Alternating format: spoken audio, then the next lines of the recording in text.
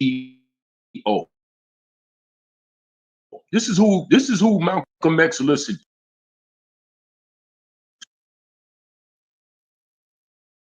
Is out there. You worship this man and all of this, and you're still holding on to his philosophy. He was misled. Now we bring some script. Some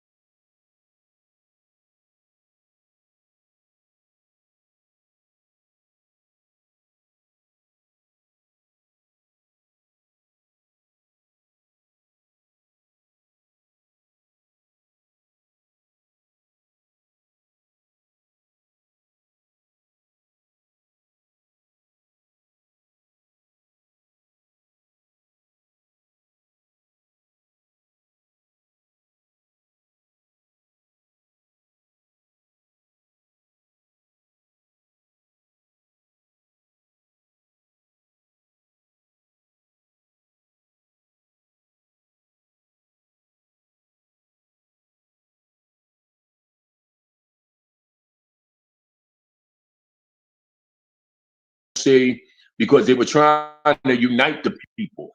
Yahweh was the one. I'm gonna say this and make this perfectly clear. I'm gonna get the scripture in a second. I'm gonna go to Jeremiah 49 and start at verse 34. I'll make this perfectly clear.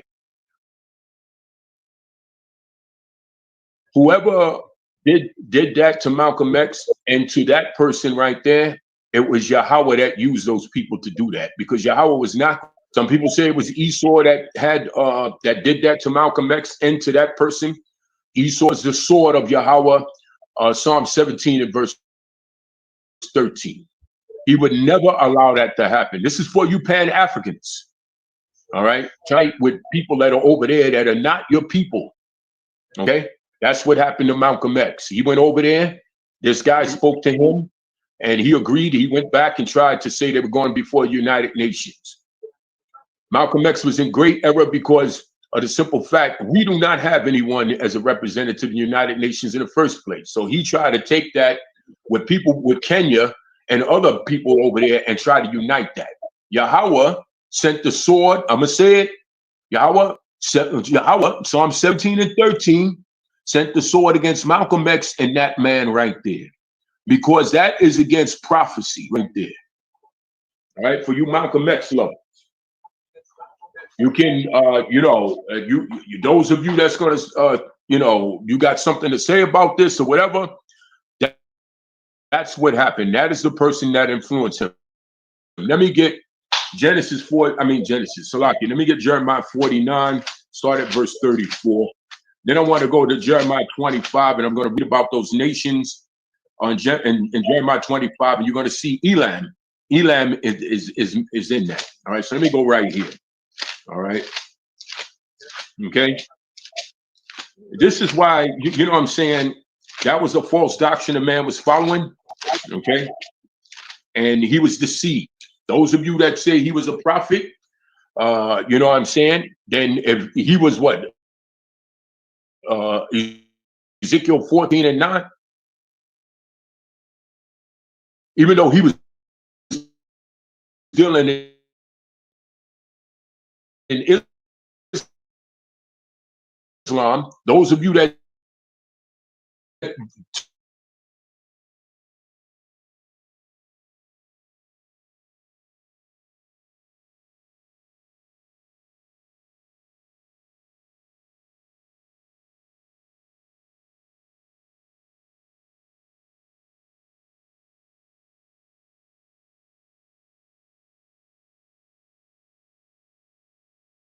are over there.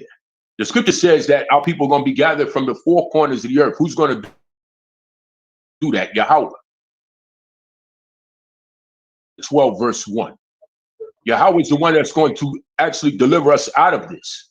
Okay. Psalms 107 verse 1, 2, and 3. There's many other scriptures. That man was in great error.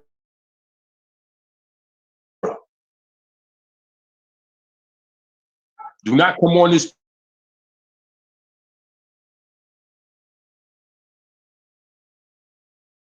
his demise, including you know what I'm saying, him dealing with that Islam and listening to that guy right there. Let's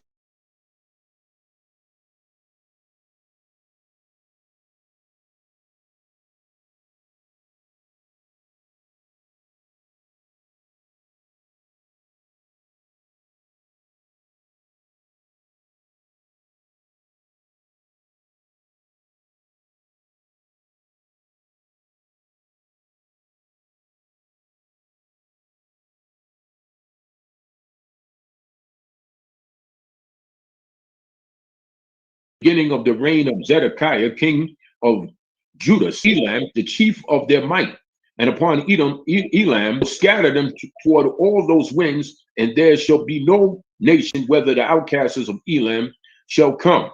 That's still playing out to this day, because these people, you talk about these people that are here now, and you see how they treat us and their story.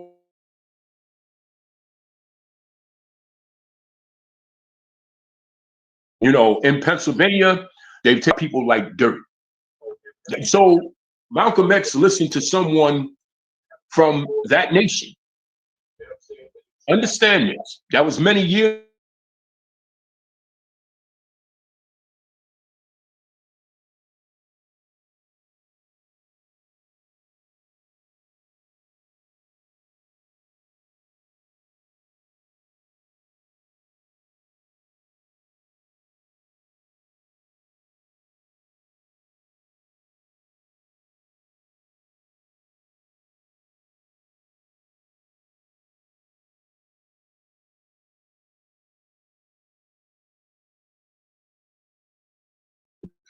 No matter if you are a scholar in your doctrine, Malcolm X was appeared to be a very gifted man, but in the end, he was misled and he was destroyed. You know why?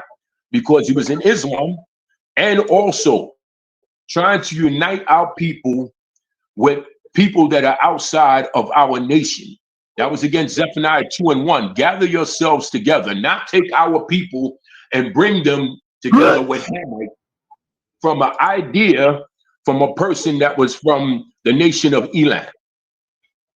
That's how much he was in great error.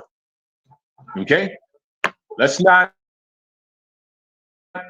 on this page here. We're not going to be idolizing the mountain. That was a fatal mistake there that he made, because he was against the Torah. This is what I'm trying to explain. That's the basis of all of this, what I'm saying right now. He was against the Torah.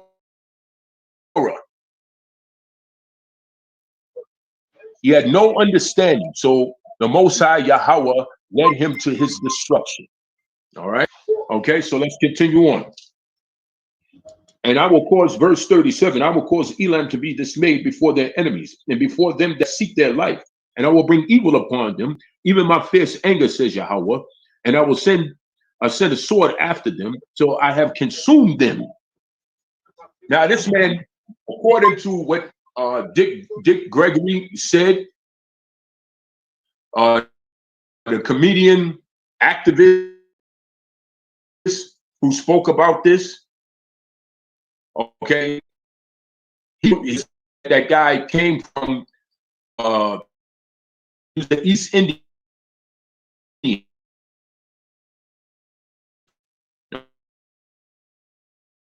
Yeah. And you're this and you're that. Take heed. Take heed. Listen, because you trying to unite our people with, that's just one example. We're not going to go into the Marcus Garvey thing about that, but you know what happened with him. All right? Malcolm X turned into this Pan-African thing and tried to unite our people with that to go before the United Nations. There's no scripture that says to do anything.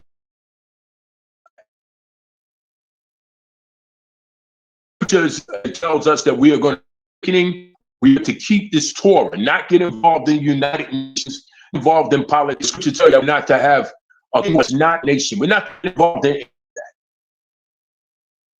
We're to keep this Torah. And if you're not speaking about Torah, judgment is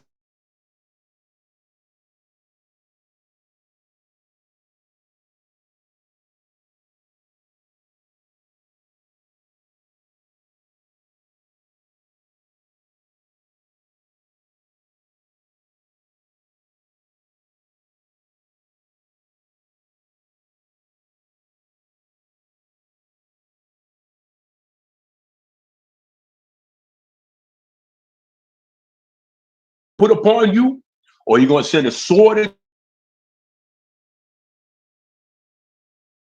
against you. Something is going to happen, because he will never, I've said this,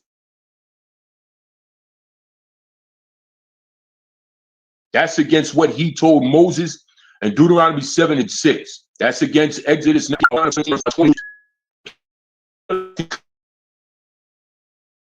That's not you bringing Hamites among us. They are to serve. That's it. Those of them that are going to submit, they are to serve. And that's going to go on to Leviticus chapter 25, verse 44, verse 45, verse going to serve. It's not Malachi 3. Take heed one way or the other by doing this. You may be deceiving people in the Torah. You know what I'm saying? Like, you in the Torah, you claim you're in the Torah, and you're trying to bring Ham into this situation. He's not going to allow that. And you know, and then you got double trouble if you in them camps. You following the Jay-Z character, and then you're trying to lead our people into something like that. No one has been able to do that. There's many others that in the name of these Pan-Africanism. There were many brothers in the old slave theater that were strong with that, and then it just faded out. Just faded out. Red, black, and green, all of that, in front of the courtrooms and all of that stuff just faded out. All right, so let me finish this up. Verse 38, and I will set my throne in Elam, and I will destroy from thence the king and the princes, says Yahweh. You're going to destroy the leaders.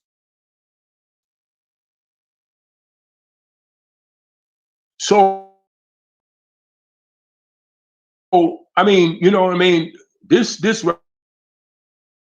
right here, you know,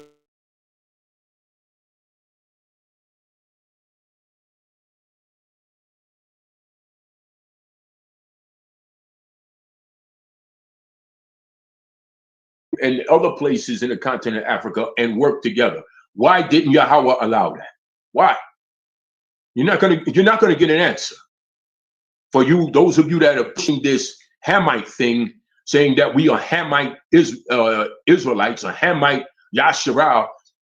Ham is one of the sons of Noah. Shem, where we come from, is one of the sons of Noah. Okay, they had, you know what I'm saying, descendants. There's a breakdown in Genesis 10 going out the window now.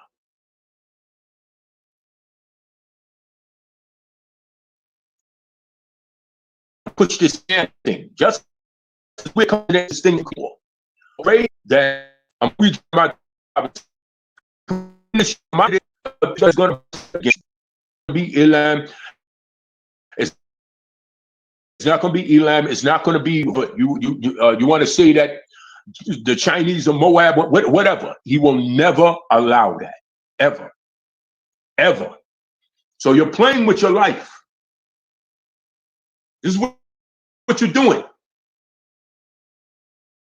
All right, let me get this in let me see. Verse 39, but it shall come to pass in the latter days that I will come 25. I just want to read this until I get to Elam. All right. Y'all, I'm telling you, the scriptures are clear. We've been an example on this page by showing Malcolm X, and we're trying to show you the facts along with the scriptures that man was in error. All right, y'all still holding on to that. Look, did he say some things that was correct? Of course he did. There was some, of course, because if he had the understanding of the Torah, he would have never did that, ever. All right, so let's get this. I just want to get right to it. Let's see. I'm going to go to Jeremy 5, and I want to get right to, it's verse 25, okay? Straight down from verse 25, because verse 14, okay? And it says, let me read from 14 to verse 25, okay? And I will recompense them according to their deeds and according to the work of their own hands. But thus said Yahweh, the mighty one of Yasharah, unto me, take the wine cup of this fury at my hand, and cause all the nations to whom I send thee to drink it. And they shall drink and be moved and be mad because of the sword, that I will send among them. Okay. Then took I the cup at Yahweh's hand and made all the nations to drink, unto whom Yahweh took Judah and king.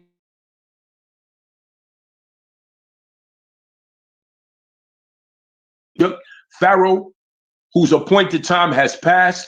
Jeremiah chapter 46, verse 17.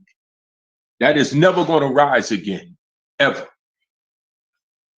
All right, and that are rebellious, that are pushing that doctrine more than the descendants of the people of Pharaoh and the Kemites. We have our people pushing that doctrine more than the people that are actual descendants of these people. All right, so let's continue on. His princes and all his people, and all the mingled people, and all the kings of the land of Uz. Let me say something else about this. I forgot what dynasty it was that, if the Pharaoh,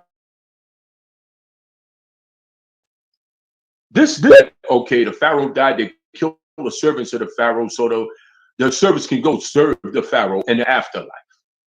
So say that Pharaoh died, and it's many years later, okay, Egypt is being invaded by the Greeks and the Romans, okay, just running up in there.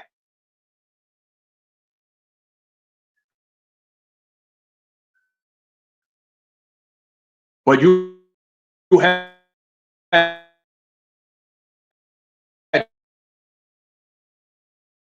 servants that would kill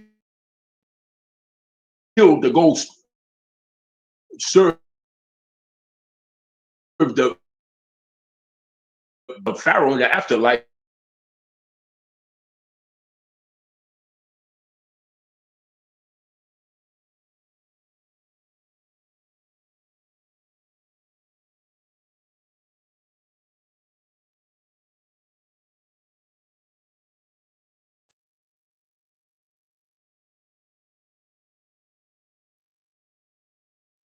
And then destroyed that place. Took the artifacts and have it on display, and you got.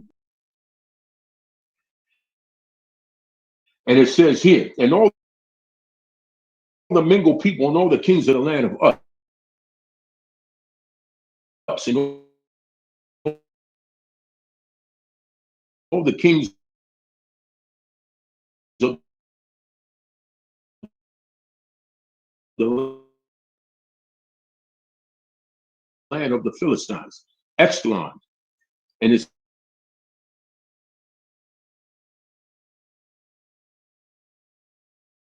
which are beyond the sea, and all the kings, right? And all the kings of Arabia, okay? All the kings of Arabia, okay? Now, I'm going to say another thing, too. Those of you that's bringing this doctrine out, that Esau is, in Arabia, Esau is the Saudi royal family. I suggest that you do your research. There's much information over there in what they call Israel now. Okay. Listen,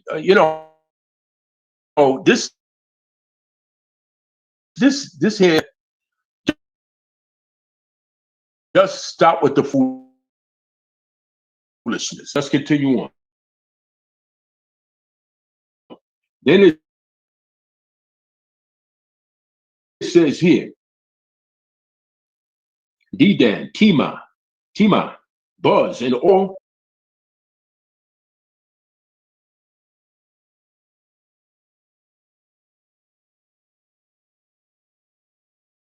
supposed to be some radical type of person that was like trying to help those people over there.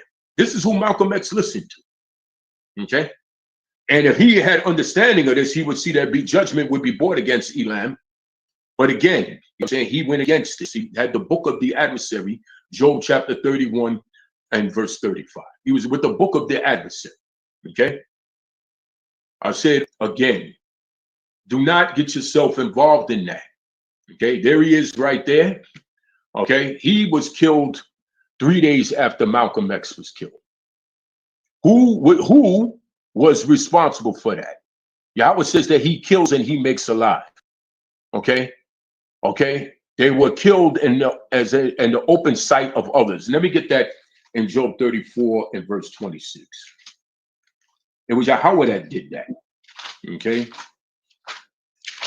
Whether whoever was used to do that was his sword. So we're gonna go to 34 and right around 28, 26. No, 26. Job 34 and 26. He striketh them as wicked men in the open sight of others. So these men were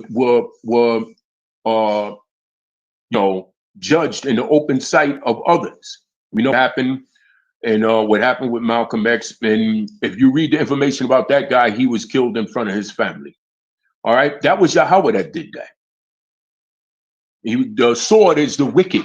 Psalm 17 and verse 13. So I'm pleading with y'all, those of you that are trying to do this thing, trying to connect Ham, okay, with us and some kind of Pan-African thing, it's not gonna happen. Stop it. And you have an example right here. There's many others. Okay, it's not gonna happen. Get out of it. Those of you that see that's happening and your leaders or whatever, your I don't know, your ministers, your elders, your moray, your bishop, your whoever, get out of it, because it will never happen. Doesn't matter how long you got to go here. You can continue to keep trying to do that. It will never happen. All right.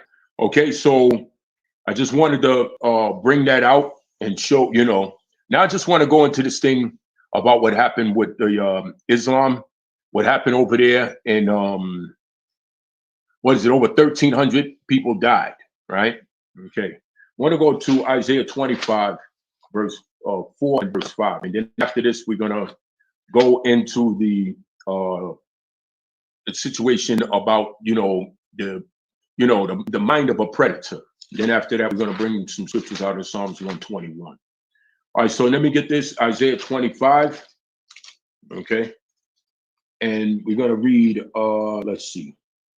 We're going to read verse 4 and verse 5, right? Okay? All right. Okay, we're going to read that form of protection, okay? Obviously, when we talk about what happened with Malcolm X, he was worshiping the same idol. He had to go there and do that. And all of them have to do that. That is in that. Yahweh obviously is putting a stop to that. You know what I'm saying? 1,300 people died. If you can bring that up, okay? All right. All right. So it says here, more than 1,300 people died during, what is this? The Hajj. Many of them, okay, after walking in the scorching heat. All right, so let's get this here. Scorching heat, right? Let's deal with this right here. Let's see where we at with this. I think I'm going to get this scripture. All right, so we're going to deal with this. Let's go to Isaiah 25, and I'm going to start at verse 1, okay? We want verse 4 and verse 5, all right? Okay, this is protection, spiritual protection, because it starts off spiritually, all right? It should have been something in those people's minds. They see people dropping dead before them to back off, okay? But this shows you in the midst of idolatry, people will follow behind an idol, a philosophy in their mind that will actually lead them to their death right there at that moment. And this is what happened right there. So let's go here, right here in verse 1. O Yahweh, thou art my mighty one, I will exalt thee. I will praise thy name. Psalms 150. For thou hast done wonderful things. Thy counsels of old are faithfulness and truth. Thy counsels of old are faithfulness and truth. Let's get this in Psalms 33 and verse 11. His counsel shall stand forever. All right. Okay. It has truth there, faithfulness and truth. That truth is going back to what? The Torah, Psalms 119 and 142. All right, so let's get this. Psalm 33 and verse 11. The counsel of Yahweh standeth forever. The thoughts of his mind to all generations. The thoughts of his mind through all generations. So that the thoughts of his mind is higher than our thoughts in Isaiah 55, starting at verse 8. Okay? So his thoughts will go through all generations right here, where it says through all generations, right? So that's how he'll be known throughout all generations. I'm going to get a scripture on that, Psalms 102 and verse 12. Give me 1 second. Let me read this. Then we're going to go back to Isaiah 25 and 2. So let's get this real quick. So it says here, the counsel of Yahweh standeth forever, the thoughts of his heart to all generations, right? Okay, now let's go here. Isaiah 55. All right, let's get this real quick. Okay, and verse 11, right? And start at verse 8. Okay, where are we at here? 55. Okay, let's get this here. And it says, for my thoughts are not your thoughts, neither are your ways my ways, says Yahweh. All right, right there. Okay, verse 8. So his thoughts are not our thoughts, neither are his ways our ways. So those thoughts right there goes back to Psalms 33 and verse 11. The counsel of Yahweh standeth forever, which is connected, that part, Isaiah 25, right around verse 1, verse 2, what we're at right there. The thoughts of his heart meaning his mind, to all generations. Now we want to get something to all generations. He shall be known throughout all generations. Let's go to Psalms 102 and verse 12. And this is all going to connect back to the beginning of Isaiah 25. We want to get to verse 4 and verse 5, okay, to continue to expose this Islam thing. So let's go here to Psalms 102 real quick, okay? And when it says that last part of Psalms 33, verse 11, throughout the generations, right? Okay, so let's get this right here, okay? It's also going to connect to that verse 12 of that same chapter, Psalms 102. Let's get this real quick. Psalms 102 and verse, let's see where we at here. Verse 12, but thou, O Yahweh, shall endure forever, and thy remembrance unto all generations. Why is that? Because when you go here, the Psalms 33 and verse 11, the counsel of Yahweh standeth forever, the thoughts of his heart to all generations. Okay, the thoughts. Okay, that goes back to that Jeremiah 29 and 11. Okay, Yahweh said, the thoughts that I think toward you are thoughts of peace and not of evil, to give you an expected end. That's connected to this also. Because that when you go to the next verse, in verse 13 of Psalms 102, the set time has come to favor Zion. But we're dealing right here with verse 12 of Psalms 102, which is connected to Psalms 33, verse 11. There's Psalms 33, verse 11, but it says counsel here goes back to the beginning of what we're dealing with in Isaiah 25. Let's go back there. Okay. All right. Let's go to Isaiah 25 again. We want to get to verse 4 and verse 5. Okay.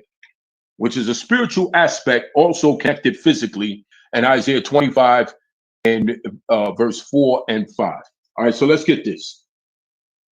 And it says right here, that was verse 1. O Yahweh, thou art my mighty one. I will exalt thee. Okay. I will praise thy name. Psalms 150. For thou hast done wonderful things. Thy counsels of old, which stands forever. Okay. They say it's no longer in effect. The counsels of old, but it stands forever. The scripture again, Psalms 33, verse 11. Then it says of old are faithfulness and truth, right? Okay, that he has established the covenant, from the time of Abraham through our forefathers, Isaac, Jacob, you know what I'm saying? And that faithfulness here is going to go to what? The new covenant that he's making with us in Jeremiah 31, verse 31. That's that faithfulness right there. The truth. But it says truth and faithfulness right here. It says counsels of old are faithfulness and truth. So that faithfulness, okay, is to reestablish. He's going to establish that covenant with us, the new covenant. And when it has truth here in this part right here at the end of verse 1, the law is the truth. So the law is the truth, Psalms 119, 142. So you take that and you connect that with Jeremiah 31, verse 33. He's going to put the law in our inward part, okay? The law. Jeremiah 31, verse 33 is this here where it says truth here. Faithfulness here. And this part right here is him establishing a new covenant with us, not as the covenant that our forefathers have with him that they broke in verse 34 of Jeremiah 31. All of the scriptures are connecting together. Okay. If you're in the midst of idolatry, you will not be able to understand this. Okay. All right. So again, let's continue on. For thou hast made of a city a heap, and of a defense city a ruin, a palace of strangers to be no city. It shall never be built. Right. Okay. A palace of strangers to be no city, it shall never be built. A palace of strangers. Okay. The strangers trying to, try to build the temple now. They can't do it. Okay. Whatever they tried to do, it's not going to work. That's just an example. They're strangers, strange. We must be delivered out of the hands of strange children. Psalms 144 and verse 11. All right, so let's continue on. Therefore shall the strong people glorify thee. The city of the terrible nations shall fear thee. Okay? So those of you that are afraid of these nations, you're afraid of World War III and all of this, you know, this is what they're speaking. You see these nations are literally fighting right now, right? All of them are not involved yet, okay? All right? But the scripture tells you, as you are afraid of them, remember this right here. The terrible nations are afraid of him. So this right here tells you that what? That they know about him. They know who our mighty one is. Let me read this again. The terrible nations shall fear him.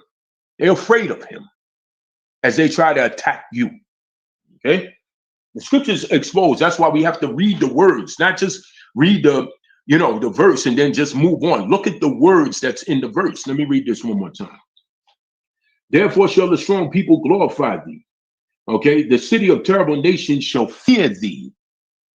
Okay, so we look at these, you know, these people, you know what I'm saying? You know, these cities are the terrible nations, you know, they have done terrible things, but they are afraid. They will never tell you that. This is why they get, and that's another thing. A statement of someone saying that Putnam did not make a mistake. I never got an answer for Psalm chapter 10, verse 4. Or what Putnam didn't make a mistake. Well, according to Psalm chapter 10, verse 4, then, you know, what he brought up was idolatry. Because it tells you in Psalms 10 and 4 that the mind of the wicked, their mind is not on Yahweh. I never got an answer, but there's an excuse now. Oh, what he did, that was not a mistake. But what happened to Psalms 10 and 4, though? You would, and again, you would have to say that the man is not Esau, he's somebody else or whatever. Okay, I mean that, you know, but I'm not, all right, I don't want to deviate. Let's continue on. But now, what's happening, Op? So we got some powerful precepts and scriptures in there. All right, okay. I can't see, let me see if I, because every time when I go press this button to the chat on this phone, and then when I try to come back on the page, it kicks me out. So that's what I'm saying. I can't really read that. Go ahead, bring the scriptures out because I can't really see that. Okay, Khan. So yeah, this from brother, all praise to the Most High Yahweh God, Redeemer Yasharal. Shalom Mak. He says, Psalms 94, 12 through 15. Blessed is the man whom you discipline, O Yahweh, and whom you teach out of your law, to give them rest from days of trouble until a pit is dug for the wicked. Right, exactly. And then he got Psalms 118, 6 through 7. It says, Yahweh is on my side. I would not fear. What can man do to me? Yahweh is on my side as my helper.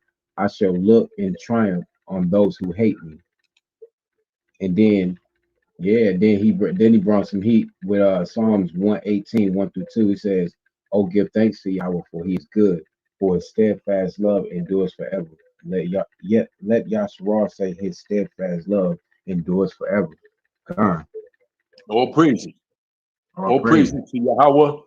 You know what I'm saying? Proverbs chapter 27, verse 17. Those are some great scriptures. I can't see that because, again, the other phone that I usually use, the back of it started heating up. So if I were to continue on with it, the phone would have just cut off to cool down. So this right here, this phone that I'm on now, I usually use that to try and look at the comments. I don't have it hooked up on the other phone, the YouTube thing hooked up to the other phone, so I can't really see. I wouldn't be able to see the comments. So Ak, whatever that Ak puts up, or whoever puts up other stuff, just read it out. That's excellent scripture. Those are excellent scriptures. That helps me right there. That helps me. Proverbs chapter 27 and verse 17. The Ak that put those scriptures up is real sharp, though. So real sharp. All praises to the Most High Yahweh. All praises. Give all praise and honor unto the Almighty Yahweh in Psalms 150. And for the understanding that he's given all of us, you know, as we growing in the Torah. So let me get this here. Yeah, is there more? No, I was just gonna say this. I would just encouragement to anybody, you know what I mean? Even on replays and stuff. You know what I'm saying? It's for this type of channel is for us to build ourselves in the Torah, you know what I'm saying? So if you hear scriptures or you know what I'm saying, that come to your head or anything that can help build on a certain topic or anything like that, it's much appreciated, you know what I'm saying? Proverbs 27 and 17, like the ox said, you know what I'm saying? Yes. Okay. So let me get to verse 4. But thou hast been a strength to the poor. That also Psalms 12 and 5. He is our strength. 1 Samuel chapter 15, verse 29. Yahweh shall renew our strength. Isaiah chapter 40 from verse 29 and verse 31. Okay. To the needy. So you have the poor and needy right here in this verse, in verse 4. Right. So let me go to Psalm chapter 12, right around verse 5. All right. You have poor and needy there. So let me go here, Psalms 12 and 5, real quick, and get this. After this, we're going to bring out the thing about the exposed and perverted mind. 12 and 5. For the oppression of the poor and for the sighing of the needy, now will I arise, says Yahweh. I will set him in safety from him that puffeth at him. All right, so that's connected to this right here, part of verse 4. A refuge from the storm, a shadow from the heat, a shadow from the heat. Now, again, we know spiritually, but if you're in the Torah, you know what I'm saying? He give you wisdom, okay? You know what I'm saying? If you see something like that happen, people falling and different things like that, obviously you're going to see that that's death. It shows you that these people do not have any understanding. They're going to continue on trying to walk through their ritual to get to wherever they have to go to get in front of that idol or whatever it is. But they've seen numerous people, okay, say like it was the last person that died that was walking. So it was 1,299 people died. They say it's over 1,300, but let's just say 1,300 right now, right? So the 1,300 person, 1,300, that person, 1,299 people died before that person at that 1,300. And that person still tried to go. Even if, you know, that's a large number. We can even say 10. So after 10 people are dropping dead right in front of you, you're the 11th person and you're still going to try to move forward. See, it shows you that this is idolatry because they were being led to their death, worshiping idols. So Yahweh is from the heat, spiritually, and even physically. The heat that's coming, you know what I'm saying, concerning what the scripture says, Zechariah 14 and 12, those that are going to fight against us, you know what I'm saying, and that heat or whatever that's going to have them melt in their eyes and their tongue and all that type of stuff, which they took that out of them, you know what I'm saying? Raiders of the Lost Ark movie in 1981, if you ever saw that picture, if you can go to that ark, the opening of the ark, if you can go to that real quick. Raiders of the Lost Ark is a movie that came out in 1981. All right. So we're going to show you that they took that from Zechariah 14 and 12, if you can bring that up. And we can go back to this. We're just dealing with the various topics now before we get to Psalms 121. All right, while I'm looking for that, I'm gonna let this Google thing read off this article about the 1,300 people dying from the Hajj thing. Yes.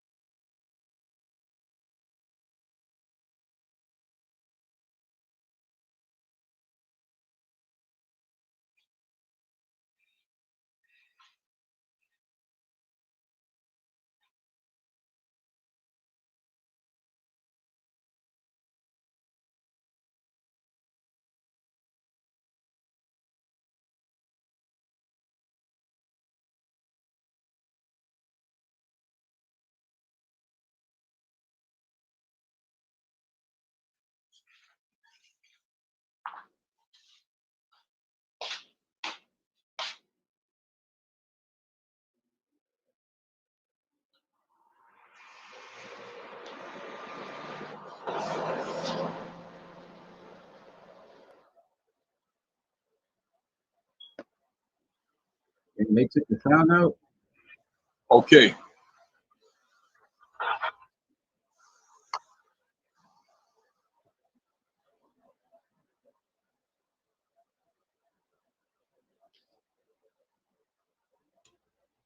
Damn, they took the sound out. Yeah. Yeah, that's crazy. I don't know how much y'all heard. Second. Hold on. Yes. All praises to Yahweh. Y'all hear that? I couldn't hear anything.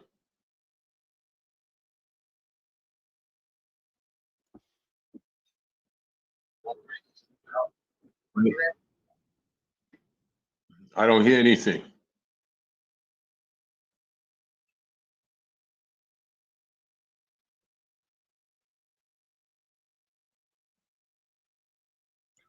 I don't know. I don't know. I guess they ain't trying to hear that.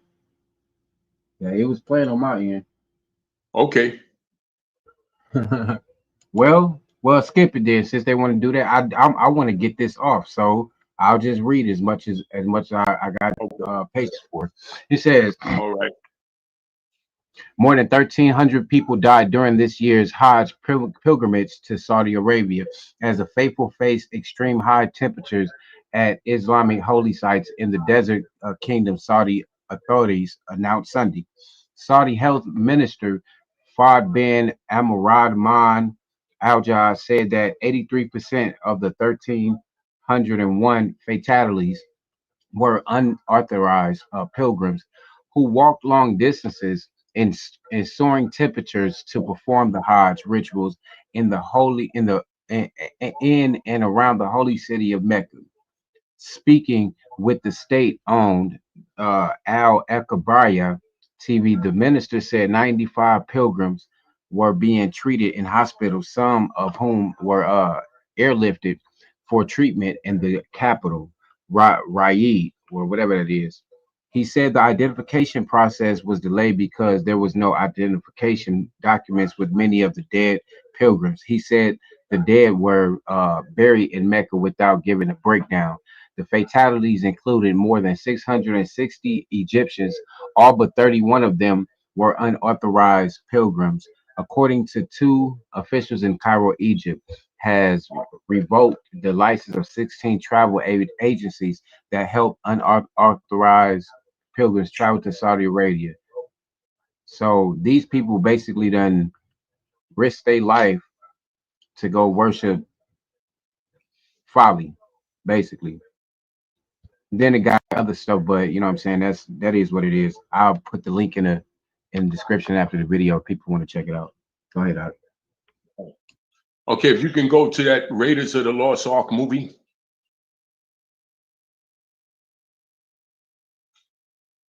And get to the scene when they open up the ark, the last ending of it. They open up the ark.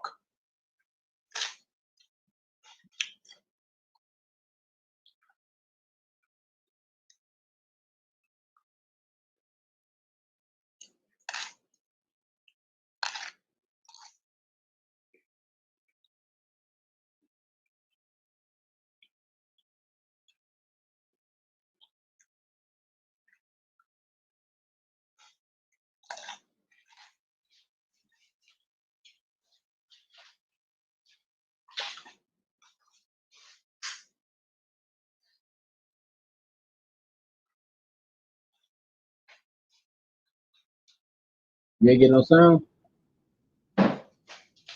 Yeah. Yes.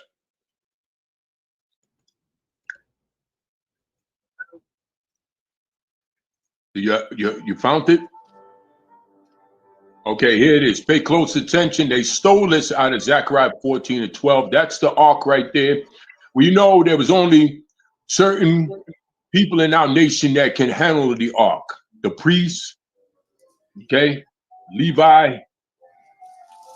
Obviously, they're trying to make this guy into a Levitical priest right there. Okay, pay close attention.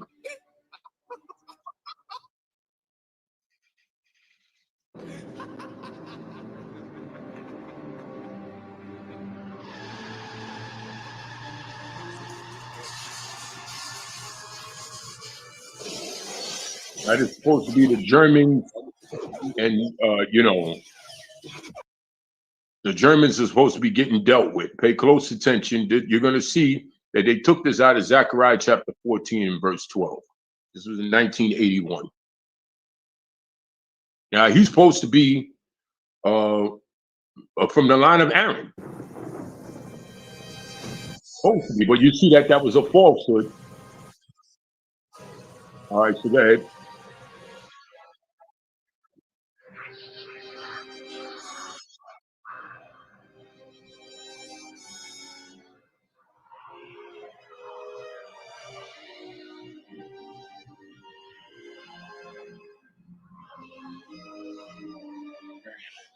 Don't look at it. Shut your eyes, Mary, and don't look at it no matter what happens.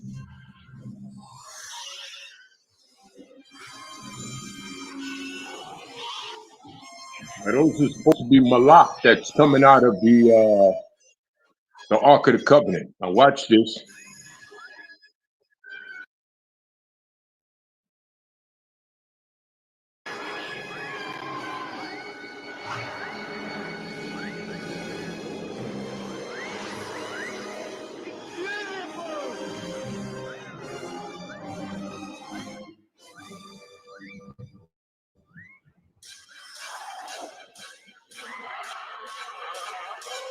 Now, they took that from Psalm 78 and verse 49, supposed to be evil angels. Watch this. Okay, now you see he some type of fire comes to him. Now watch what happens.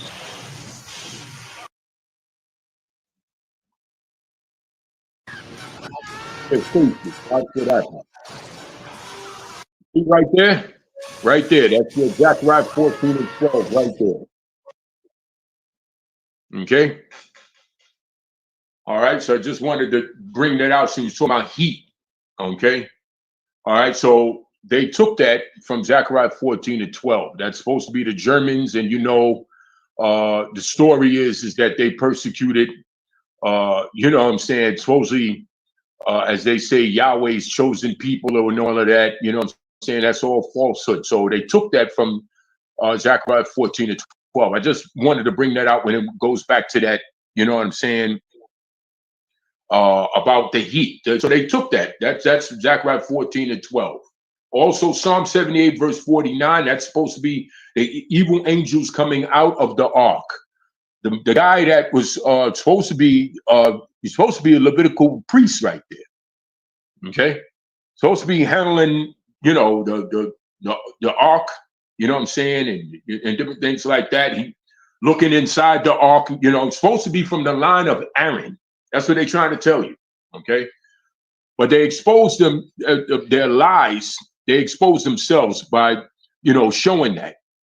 Okay, and you see that's wicked. All right, so I just wanted to, you know, because when it speaks about heat here in Isaiah 25, you know, it's a spiritual thing also, it's spiritual first, but Yahweh will protect us from all evil. He will give you the wisdom. You understand what I'm saying? You would not be out there in the midst of idolatry, dropping dead. All right, so let me just finish this up because when we get to verse 5, it's going to talk about the chariot is going to, let me continue on. So it says here, a refuge from the storm, a shadow from the heat, right? When the blast of the terrible ones is as a storm against the wall. So Yahweh will protect us from that blast, you know what I'm saying, from the terrible ones, okay? That heat and different things like that, right? Their idol or whatever this is could not even protect them in their ritual. So this is why I'm bringing this out. So when their attacks are coming, when you know, these things that happen, a blast from the terrible ones, that heat, Yahweh will protect us from that. These people in this doctrine of Islam could not even be protected in their own ritual to serve their God or their idol, whatever. All right. We're going to be on a much higher level of protection. All right, let me go to the next verse right here. Thou shalt bring down the noise of strangers as the heat in a dry place, even the heat with the shadow of a cloud. Okay, with the shadow of a cloud. All right. Psalms 104 and verse 3. Let me get that. It's talking about the chariot right here, the shadow of a cloud, right? So let's go to Psalms 104, verse 3. So we're going to be on such a level of protection away from all of that. And what you saw in that movie was really Zechariah 14 to 12. That's going to actually happen for us. That those are wicked, that were their face was melted like that from the, the heat and different things like that. Judgment of Zechariah 14 and 12 that come against us. They took that and made a movie out of that. And you can see that was all falsehood there, right? Okay, so let me read this one more time. I'm going to go to Psalms 104 and verse 3. Thou shalt bring down the noise of strangers as the heat in a dry place. Even the heat, okay, as the heat in a dry place. That part right there. As the heat in a dry place. Well, literally, that's a dry place where those people were at. I'm talking about, symbolically, you know what I'm saying, how this is connected. Because they were in a dry place. Okay, there was heat there and they died. But this dry place and this heat right here, we're going to be protected from the blast of the terrible ones. They were in a dry place in heat and they were dropping dead in a ritual. But this is a dry place here with this, in what I'm reading here in Isaiah 25, from the blast of the terrible ones, we will be protected. All right, let me read this one more time. Thou shalt bring down the noise of strangers as the heat in a dry place, even the heat with the shadow of a cloud. The branch of the terrible ones shall be brought low. The branch of the terrible ones.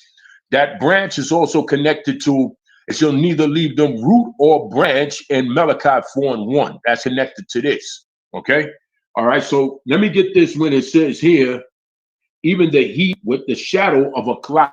Let's get this in Psalms 104 and verse 3. All right, let's get that. All right, let's get that real quick. Psalms 104 and verse 3. And it reads, who layeth the beams of his chambers in the waters, who maketh the clouds his chariots, who walketh upon the wings of the wind. Okay, who maketh the what? The clouds his chariots. Okay, so that's that shadow right there of the cloud there, that shadow. Okay, we've seen many situations of, you know what I'm saying, the chariot, you've seen pictures of the chariot in the clouds. And Psalms 104 verse 3, the heat that's going to come from the shadow of the cloud here in verse 5. The branch of the terrible one shall be brought low.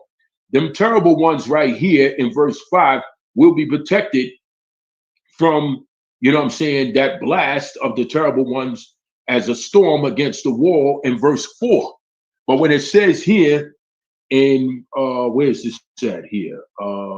Verse 5, thou shalt bring down the noise of strangers as the heat in a dry place. They were brought down in their rituals in a dry place. Okay. All right. That was a dry place. They're out there in what's called a desert. It's dry out there. So what their rituals, they were in a dry place and they dropped dead. Us, we're going to be protected, okay, from the blast of the terrible ones, that heat as if it was in a dry place. We're going to be protected from this, okay, which is also connecting with what is it? Zechariah 14 and 12. They can't even get through their dry place in their rituals to worship their idol or whatever this is that they're worshiping, okay. And you really have to look at that. Over 1,300 are dead. So as the numbers were getting larger and larger and larger, they continue to keep, walking and dropping dead right behind those numbers that were before them. All right. Yeah. Okay. You there? Yeah, I didn't. No, I didn't. I was messing with stuff. I made a mistake and press stuff. That's all. My bad. Okay, so that we are going to have that protection like that. They can't even get past their dry place where they're at. They do this, you know what I'm saying, and their pilgrimage and all of this to go on their ritual, which is really Psalms 96 and verse 5. It's the book of the adversary, Job 31, verse 35. Thou shalt have no standing image of stone in thine land. They go against that, all of that. All right. The Quran means to recite. To recite what? Okay. Even though they mix some things in there, for the worship of their idol. Okay. So I hope that this helps someone. So let's get to the next various topics about exposing the mind of a predator. All right. And, you sisters, pay close attention to this because they have these predators are not only those that are lurking in the street somewhere, what I'm saying, just lurking, like they with a beastly type mentality. There are predators that appear to be, they have charisma, they know how to talk, very popular. And this is what you're going to see right here in these two clips. And we're going to be dealing with Deuteronomy 32, verse 5, Job 9 and 20, Proverbs 4 and 24, Proverbs chapter 6 and verse 19, Proverbs 12 and 8, Proverbs 14 and 2, Proverbs 17 and 20, Proverbs 19 and 1, Proverbs chapter 28, verse 6 and verse 18. I'll be reading in which the book of Judges. There's something in the book of Judges also that's connected with that. I'm gonna read the verses of that. What I'm saying, in 2 Samuel chapter 13, what happened with Tamar in 2 Samuel 13. So if you can get the video, this is exposing the mind of a predator. All right, because you can't say the R word. They flag the video or whatever. Yeah. Before we get into the videos, I want to bring this article real fast up Okay. about facts about sexual abuse in basically the African American community. It's kind of a provoking type of topic because once again, this is stuff that we don't talk about.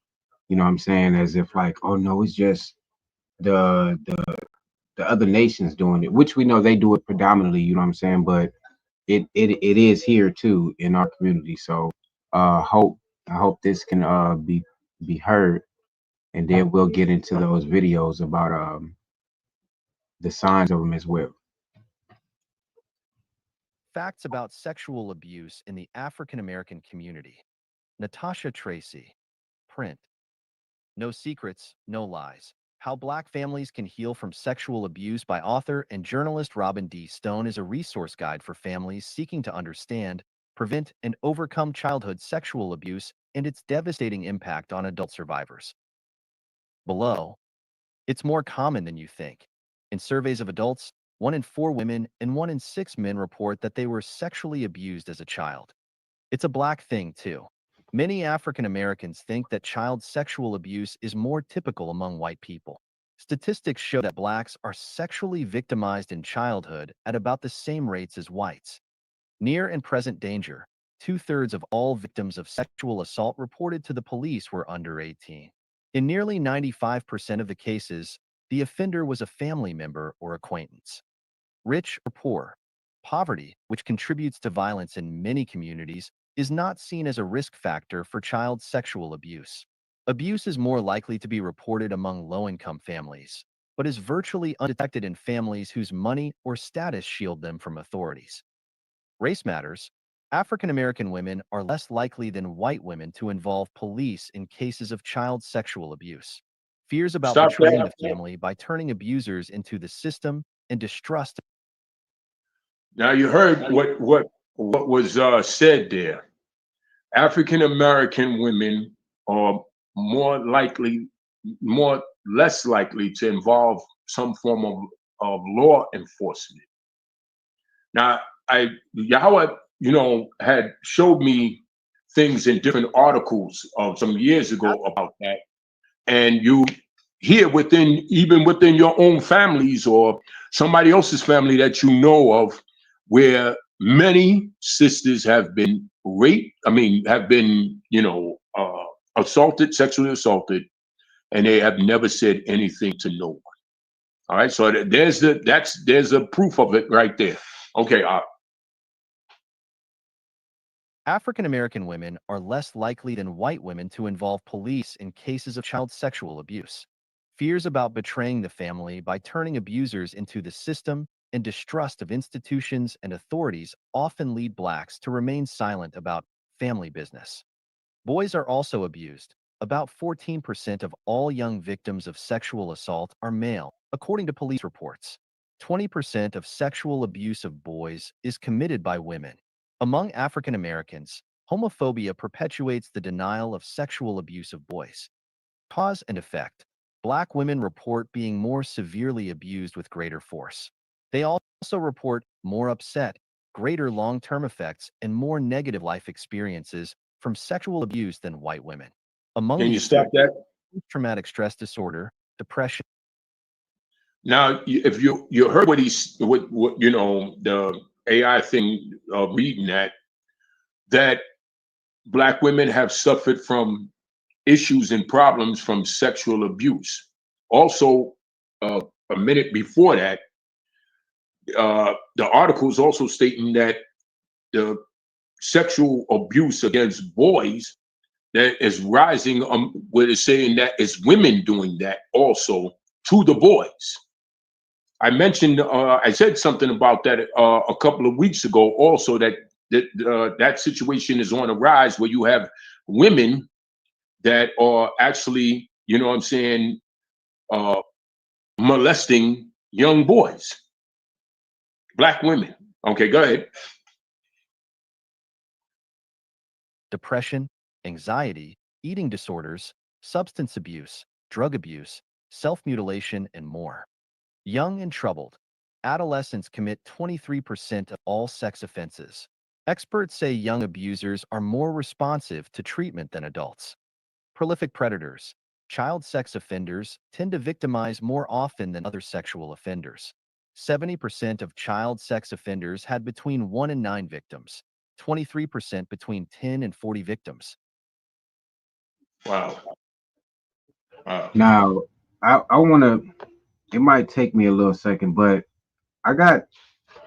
I was looking for this in one of the in one of their posts. I couldn't find it. So there's this short video, right? Um, let me see. Let me hit this like real fast. And this is a recent thing that just happened, within the so-called Israelite community, like the Israelite community, not just the black community, you know what I mean? Um, and my condolences go out to the family and to the young boy, the young brother. I hope Yahweh heals his mind from this and it don't turn him away from Yahweh, but his family and them wind up seeing like, hey, I was led by some wicked people. You know what I mean? Right. Give me a second. Okay, here we go. And fair use, fair use, fair use. Here we go.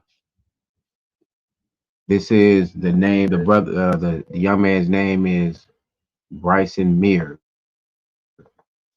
the grandmother of 14-year-old for a 14-year-old boy's disappearance. Just all right, just listen up, y'all. Tonight, Indiana State Police have issued a silver alert for the missing son of former Colts player Daniel Muir. Investigators say Bryson Muir was last seen leaving his grandma's house near Cleveland about 2 weeks ago. Our Chase Howell talked with the boy's grandmother tonight and Daniel Muir's sister. So, Chase, what did they say? Scott, his sister tells me Daniel has been estranged from his family for years. When Cheryl Wright went to pick Bryson up in Toledo at her daughter's request, this is how she expected him to look. Instead, when he got in the car, she says he had a black eye, a fat lip, and a swollen face. He told me that, he deserved it and it was okay. So I told him that it wasn't. No one should beat their children like that, not if they love them. Friday night, I spoke to Wright on the phone for about 15 minutes about her daughter, Kristen, son-in-law, Daniel, and what she believes happened to her 14-year-old grandson. So I just want to find Bryson. I want to make sure that he's okay. Wright says the day she went to pick Bryson up, there were 3 people in the car, his mom and dad, and a man she didn't know. But only Bryson drove the nearly 2 hours back to her Cleveland home with her. She just told me that I needed to pick him up, and you know, because this is an ongoing case, I don't want to say everything that happened during our conversation, but she just told me that I needed to come get him. After only a couple days, Wright says Bryson was picked up by his mother, his dad, and an adult male, but not before she called police. Wright says 3 or 4 minutes after they left, an officer pulled them over. But Bryson wasn't in the car. So what could have happened to Bryson within that 3 to 4 minutes that you think? Sir, the only things that the police officers told me is that they probably put him into another vehicle, and that car drove off. As of Friday afternoon, Indiana State Police say both Kristen and Daniel are no longer cooperating with investigators. Friday morning, state police say the Muirs backed out of a meeting with police that they were supposed to bring Bryson to. Bryson is, I believe. Now, I want this to be cleared up. This incident is from a pastor. Well, the son, his father's name is Pastor Daniel Murr, right? He's from the Straightway people, the Straightway Ministries or whatever. This is inside of the Israelite community, you know what I'm saying? And that goes back to that article, you know what I'm saying? Even the young boys, you know what I'm saying? So this is something serious, you know what I'm saying? So there's not yet, no, that's it for the article, you know what I'm saying? But the young key women, brothers, family, mama, daddy, whatever y'all are, pay attention to y'all children. Just because people, you know what I'm saying, might be saying that they're holding the truth, be very attentive of the people that's around your children. You know what I mean? Anaya says, growing up, I knew a couple of people who experienced physical and sexual abuse. It happens way more than we think. Exactly. Right. She also says a lot of our people have been abused sexually, which is why a lot of our people act how they do as well. And it's just sad. Exactly. That's what it kind of go back into that Genesis 34 thing, because you gotta think about like what that, you know what I'm saying, like what that mentally could have done to the sister, you know what I'm saying? Right. You know, and then when we look at our people, our daughters and stuff like that out here making videos and stuff like that, you could see that the promiscuousness that they have, it most of the time is from some type of sexual abuse of some sort, you know what I'm saying? Right. All praise to the Most High, Yahweh God. He said, Redeemer Yahshua, brother, the ox says, I've talked to a lot of our people about this, and it's definitely a lot of that sickness going on in our nation. I have some family members that went through this on both sides, father and mother. I have too. Right.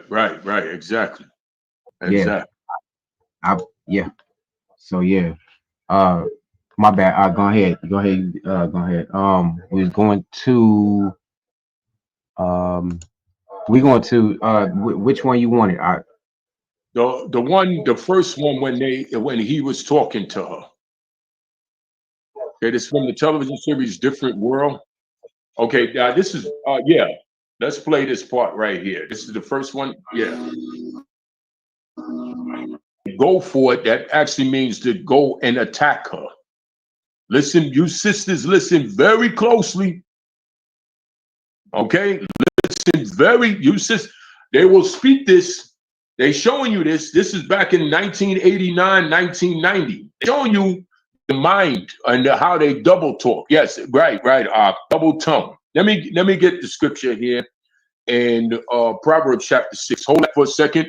He says, well, you know, she don't want to do it, but you got to go for it. And, you know, some other things.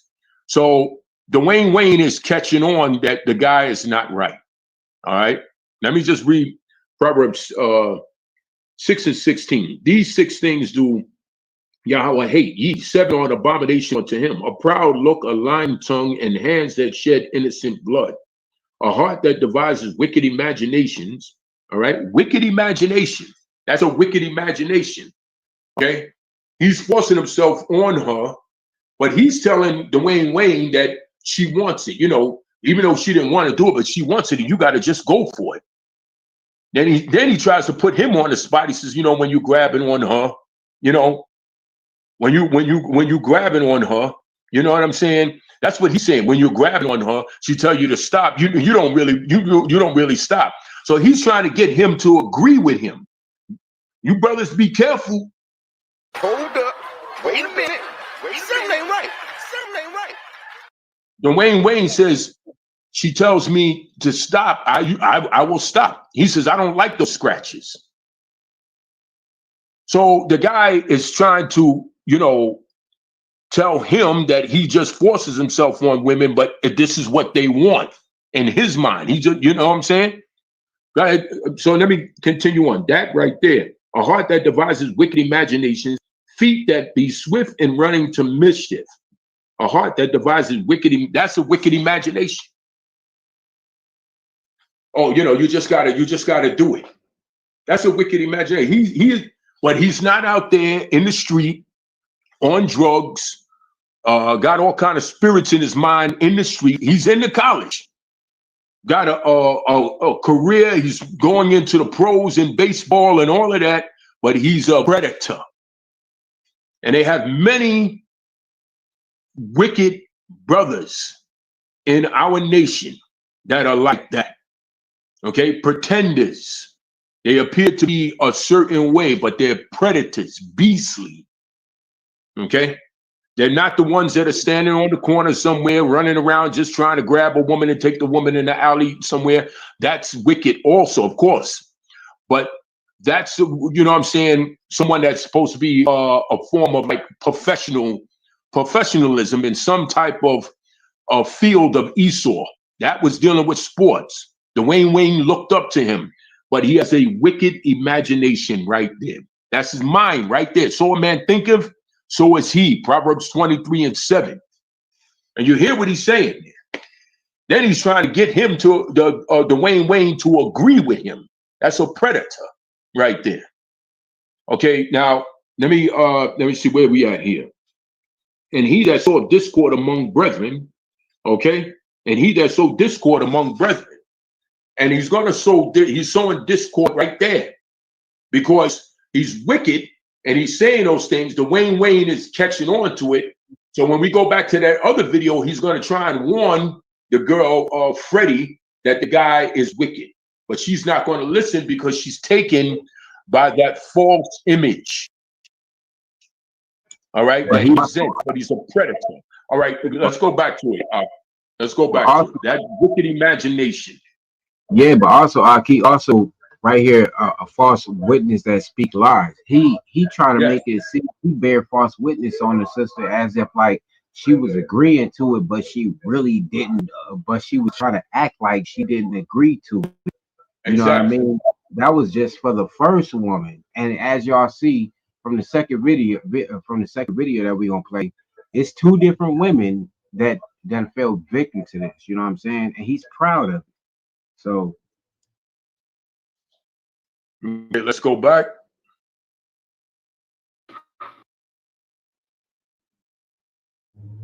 Oh, and one more thing. I know this like kind of off subject, but just to like tap into Esau craftiness, right? These other nations craftiness. I know y'all heard the saying before, score, right? When you was younger, you know what I'm saying? That meant like, hey, when you went out with your first love or whatever, your buddies and stuff, they want to know, hey, did you score? Did you hit first base? Did you you know what I'm saying, hit the basket? This guy, like in the craftiness of our enemy, we gotta understand they're already using our people to bring certain things out. And here he is talking crafty, and then they're here, and what he was saying at that moment, it was on a score basket type thing. I mean, it's just something impelling, you know what I mean? Not Right, right. speaking. That's an excellent point. That's an excellent point right there. That's an excellent point. It's an excellent point. Praise y'all. Excellent point. Praise Yahweh. Excellent point. They're trying to show you in this clip right here, how well do you know him? That's the first thing that he said to her. Obviously, she doesn't know him that well. She's not even responding to that. She's saying that he's jealous, but he's trying to look out for her well-being and safety. Let me get a scripture. Going back to the mind of that wicked brother, let's go to Deuteronomy 32 and verse 5. They have corrupted themselves. Their spot is not the spot of his children. They are a perverse and crooked generation. Perverse. All right? Perverse. And there's a lot of perversion in our nation. A lot of our women are being attacked and I can't say that word, sexually assaulted, being violated. Perverse. You see the perverseness that's going on in this generation that's coming up now. All right, all type of perversion going on. All right, even back when I was coming up, there was situations, but it wasn't like it is now. There was situations, and somebody that did that, you know what I'm saying? If the people in the community got to that person before the police did, then that person was dealt with. But back then, it wasn't like it is now. But it's all type of perverseness going on. And then you got these movies that, you know, have this these type of things going on where the woman is attacked. You know what I'm saying? As soon as the movie starts, you know, the woman is attacked. Or somewhere in the middle of the movie, the woman is attacked. Whether she's you know, attacked as a child or as she's an adult, there's some type of attack going on. The woman is attacked. Okay, so I'm gonna say it again. There are situations that, you know, when sisters say that they have been violated, not all of them are lying. Some of them will lie to try and bring the brother down because the brother don't want to have nothing to do with her, whatever, something happened or whatever. But there are sisters that, you know, have been attacked that obviously have been telling the truth. Because we have wicked brothers among us that have wicked imagination and they carry it out. Okay? You know what I'm saying? They don't get delivered from that. You know what I'm saying?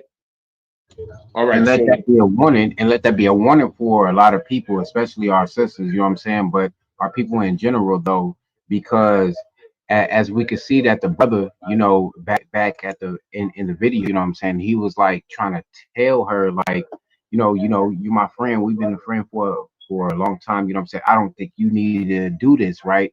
And then when you go back into the Israelite community and our people, period, it's the same thing, because what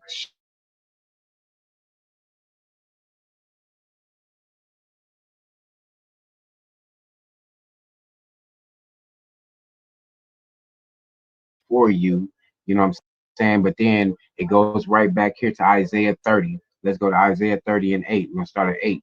Say, now go write it before them into in a table, and note it in a book, that it may be for the time forever and ever. That this is a rebellious people, lying children that would not hear the law of Yahweh, which the law of Yahweh would have been. This brother was trying to show this sister, I don't want you to be against Leviticus 29 and 19. I don't want you to prostitute yourself out, because it's not, this brother not gonna really care about you, or he might be at your downfall and try to do something bad to you. But anyway, it says, which says to the seers, see not, and to the prophets, prophesy not unto us right things, speak to us smooth things, prophesy deceits. She in that situation, and I'm not down on our women, because sometimes they could just be, you know, kind of gullible at times, you know what I'm saying? But this is a brother, just a brother. He ain't messed with her, ain't his girlfriend, nothing. Just he supposed to. He trying to right. warn her. She would rather him say, this brother, he got everything going for you, but knowing that he's wicked, and the things that he's doing is gonna be her downfall. You know what I mean? So just put that into a consideration, family. That's all I got. Right. Now, also these type of, from that video right there, with the way that he was talking with Dwayne Wayne like that. Let me get Job chapter 9 and verse 20. And it says, if I justify myself, my own mouth shall condemn me. If I say I am perfect, it shall also prove me perverse. So he tried to pretend that as if he's perfect, that everything that he's doing is correct. But in his mind, he's perverse though. So with him, with that perfection type of mentality, he's proven to be perverse because of the things that he said to Dwayne Wayne when they was playing basketball. Let me read this one more time. Job 9 and 20. And it says, if I justify myself, my own mouth shall condemn me. If I say I am perfect, it shall also prove me perverse. So he has this mentality of perfection. Everything is going well for him. He doesn't make any kind of mistakes. He's perfect and all of that. But what's coming out of his mouth is perverseness. As Job 9 and 20. Let me get a couple of more scriptures. Let me get to just about two more before we go back to the video. Let's go to Proverbs chapter 4, verse 24. Go to Proverbs 4 and 24. Okay? You sisters, be aware of brothers like that. And that mentality like that, that's not only among that situation. There are brothers that have that mentality like that, present themselves to be as being perfect and all of that, but they found to be in some type of perverse mindset. And that's what happened with him. Let's get this right here. 4 and 24. All right, let's get this. Put away from thee a froward mouth and perverse lips put far from thee. All right, perverse speaking. All right. That has to come, you have to get that out of your mind because the scripture says, so a man thinketh, so is he. You know what I'm saying? So that type of situation like that, you know what I mean? That speaking of that's in his mind. Okay. If that some type of perversion is in someone's mind like that, only the Torah can get it out of your mind. That's it. I'm saying someone that hasn't done anything like that, but yet they're battling with something in their mind like that. Only the Torah converts the soul. Psalms 19 and 7. You're not going to get that from that book, the NT. You're not going to get it from the Quran. The people are dropping dead right in front of you. You're seeing that.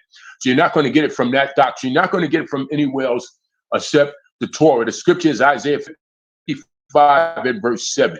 If there's someone that's struggling with that, you haven't done anything like that, but that's something in your mind like that, you have to read Isaiah 55 verse 7, and you have to go to Yahweh, Psalms 19 and 7, pray, you understand? Yahweh deliver you from that. All right? That right there, you know what I'm saying? That's pure wickedness right there. But he's giving off this thing as if he's perfect. Okay? And that's what's really got that girl, Freddie, open on him like that. Because remember, the first thing that Dwayne Wayne said to her when she came inside the dormitory thing there in the college there, how well do you know him? You sisters, take heed to that statement right there. How well do you know that brother? You like the brother, you in different things, he appears to be a certain way, but you don't know him. You're taken with the brother. I'm talking about these things go on in the nation. In our nation, is supposed to be of understanding, right? You understand? But they don't have understanding. That's why I say supposed to be. So you sisters, you taking the brother knows how to speak and this and that. But there will be signs that will be shown, just as what was happening in Job 9 and 20. He will try to present himself as being perfect. You'll be taken with him, like what, you know what I'm saying? And then what happens is that there's something going to come out of his mouth. Something is going to come out of his mouth, okay? That's going to prove to show you that he's perverse.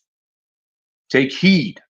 No matter, sisters, you see the man and he appears that, that you like him and he's doing things that look like he's going somewhere and he's a beast.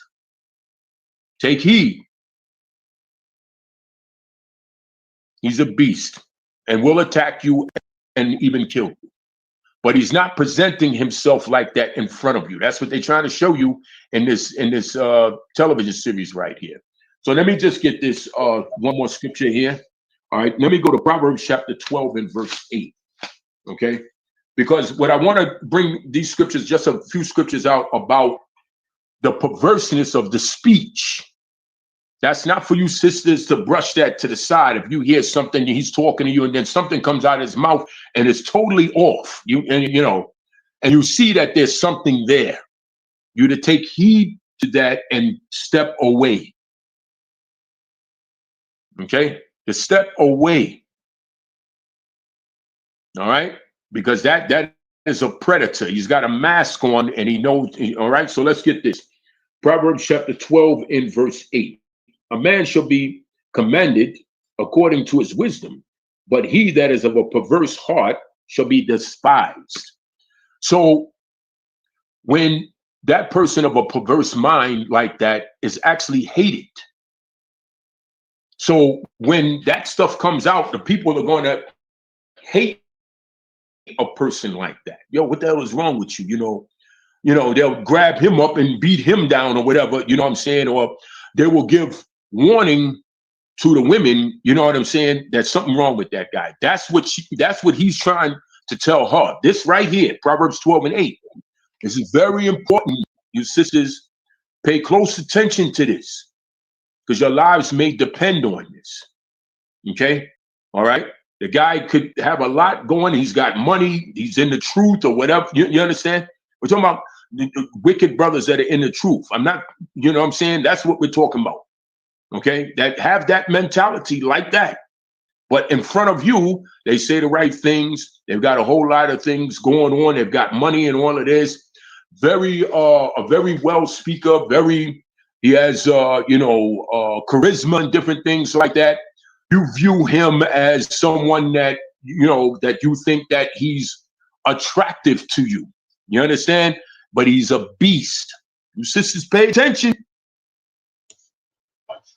Hey, Right. also this before you move on. Now, this also shows this Job 31 and just the verse 1, and we can go down even all the way to 9, but just this first verse, right? Job 31 and 1, it says, I have made a covenant with my eyes. How then could I gaze at a virgin or a maid or someone, a purified woman, right? Now, that'll show you, even though, like, think about this, like, even you have like your artists, your industry artists and stuff like that, or you're in the truth music artists and stuff, you know what I'm saying? They look like they righteous, they have the good words and everything, but when you actually thinking about, like, even this little episode that we've been watching, right?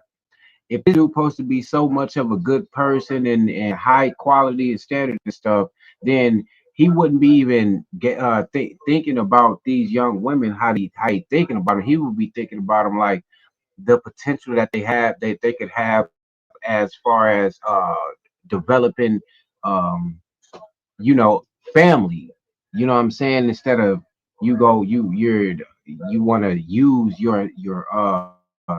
your quotes. I mean, not your quotes, your status quo, yeah, as a weapon. You know what I'm saying? Oh, it's this one song that this guy's like, Eve think I'm handsome with the scriptures. I'm so clever, and it kind of sound kind of decent, but it's like, does that mean like you think because you know the scriptures, or you gonna bend you could bend them, or talk a woman into your bosom because of the scriptures? You know what I'm saying? Right. So Right.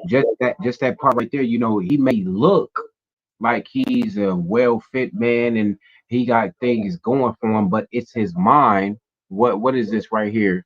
Where Proverbs 4 and this and the 24, put away from you forward mouth and perverse lips, put that far from you. So if he's like, he ain't talking about how he want to see this woman grow, or he want to see this prosper, but he's talking about how what I would do to her, and you know these things. Then you know that's where his mindset is, which you know he can't be moving towards the Torah.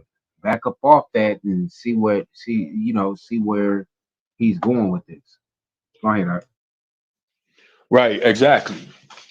So you sisters, pay attention, because these predators, they, there's different ways that, what I'm saying, that, these predators are operating. You see them out in the street just wilding out. Some guy could be in a mindset of like, what I'm saying, he's bugged out, homeless, different things like that, and have been known to attack women. Okay, you see somebody like that out in the street, you can see that a mile away. But what we're doing in this video here in various topics is bringing out to expose that predator that appears to be perfect and appears to have a lot of things going for him. You sisters see the man and you think the guy is, somebody that, but these sisters that saying that they were raped or lying. All right. All right. So it's Proverbs 17 and 20. Okay, you can go back to it. Hold on, one more thing. Hey, I know this ain't got nothing to do with, but why Jake, he trying to talk the sister right into doing the right thing, and he got they done put the apple in his hand for the cast as well, as like, look, you don't need to be doing this. I'm just saying these people, they crafty. I mean, it's right there. Right. Right. But you see, this thing, you know what I'm saying, there's a lot of craftiness that they have in these things. But you know what I'm saying, the message in this is, for you sisters to know what you're dealing with. Okay, now that type of person, she doesn't want that guy because he doesn't have that appearance like that. Okay, which if you know about this series, he wound up being very successful. He married what was her name, Wendy or whatever, Whitley or whatever, in the series. Keep talking out. Okay, yeah, well, they're gonna do that. You know what I'm saying, because they don't want this to come out. So they trying to show you that the guy Dwayne Wayne, like that, he has the future. Okay, he's the one that became successful, but he was not that. He didn't have that mentality of the other one, and that one was wicked. All right, so I obviously think okay, you're able to get it back. She's like looking at him as like he's a little kid. Oh, like, oh, you're jealous. You know what I'm saying? Like he's not a real man type. She believes the other one is. You understand? But that's that deception there. Okay, that's that deception of that Job 9 and 20. She likes that. He appears to be a certain way, but that's a front. All right. Let me get this in the Proverbs 19 and 1. Better is the poor that walketh in his integrity than he that is perverse in his lips and is a fool. Better is the poor that walketh in his integrity. So they're trying to show you with Dwayne Wayne, he wasn't a rich guy, but he has integrity. He's trying to warn her. So someone, for you ladies, someone like Dwayne Wayne that has integrity, but he doesn't have that falsehood of that perfect type of thing of Job 9 and 20. The sisters that do not have the mind, to deal with the Torah, they're going to go after the guy that's the falsehood, that's a predator because of that appearance. But here, better is the poor that walketh in his integrity than he that is perverse in his lips and is a fool. All right. Of course, he's perverse and the man is a fool. But it's the falsehood, that appearance that he projects in front of her that has her under a spell, but it's not real. So the one Dwayne Wayne, him right there, he's poor, but he has integrity because he's trying to stop her from going with the guy because he knows the guy is not correct. He knows that the guy attacked that girl that was in the gym when they was playing basketball. So he's poor, but they're trying to show you that he has the integrity of trying to warn her. But a lot of sisters will not deal with a brother like that. They will deal with the other brother because of the falsehood and the imaging. Just as your wife, I put that up there, following behind the ways of the heathen. They present that type of thing like that. Okay? All right? You know what I mean? So this is Proverbs 19:1, the appearance of him, like he appears to have that integrity. You know, he's questioning her, how long you know him? This is not, it's not right. Something is wrong with him. That's a form of integrity because he doesn't want to see anything happen to the sister. A lot of other brothers would have been like, all right, whatever, she's not trying to get with me. Does she go out with him?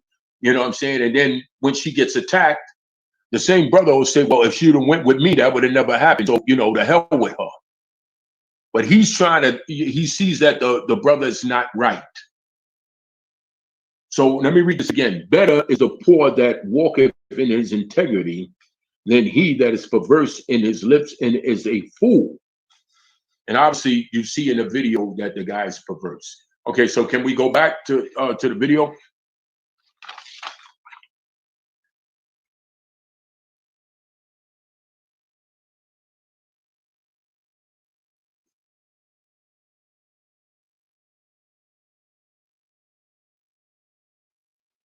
Look, she thinks he's a joke. See?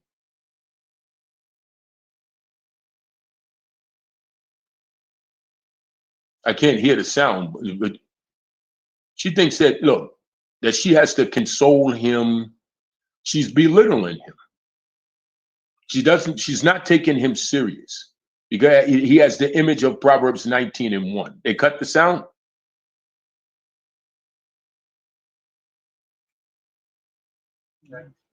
Let me see now.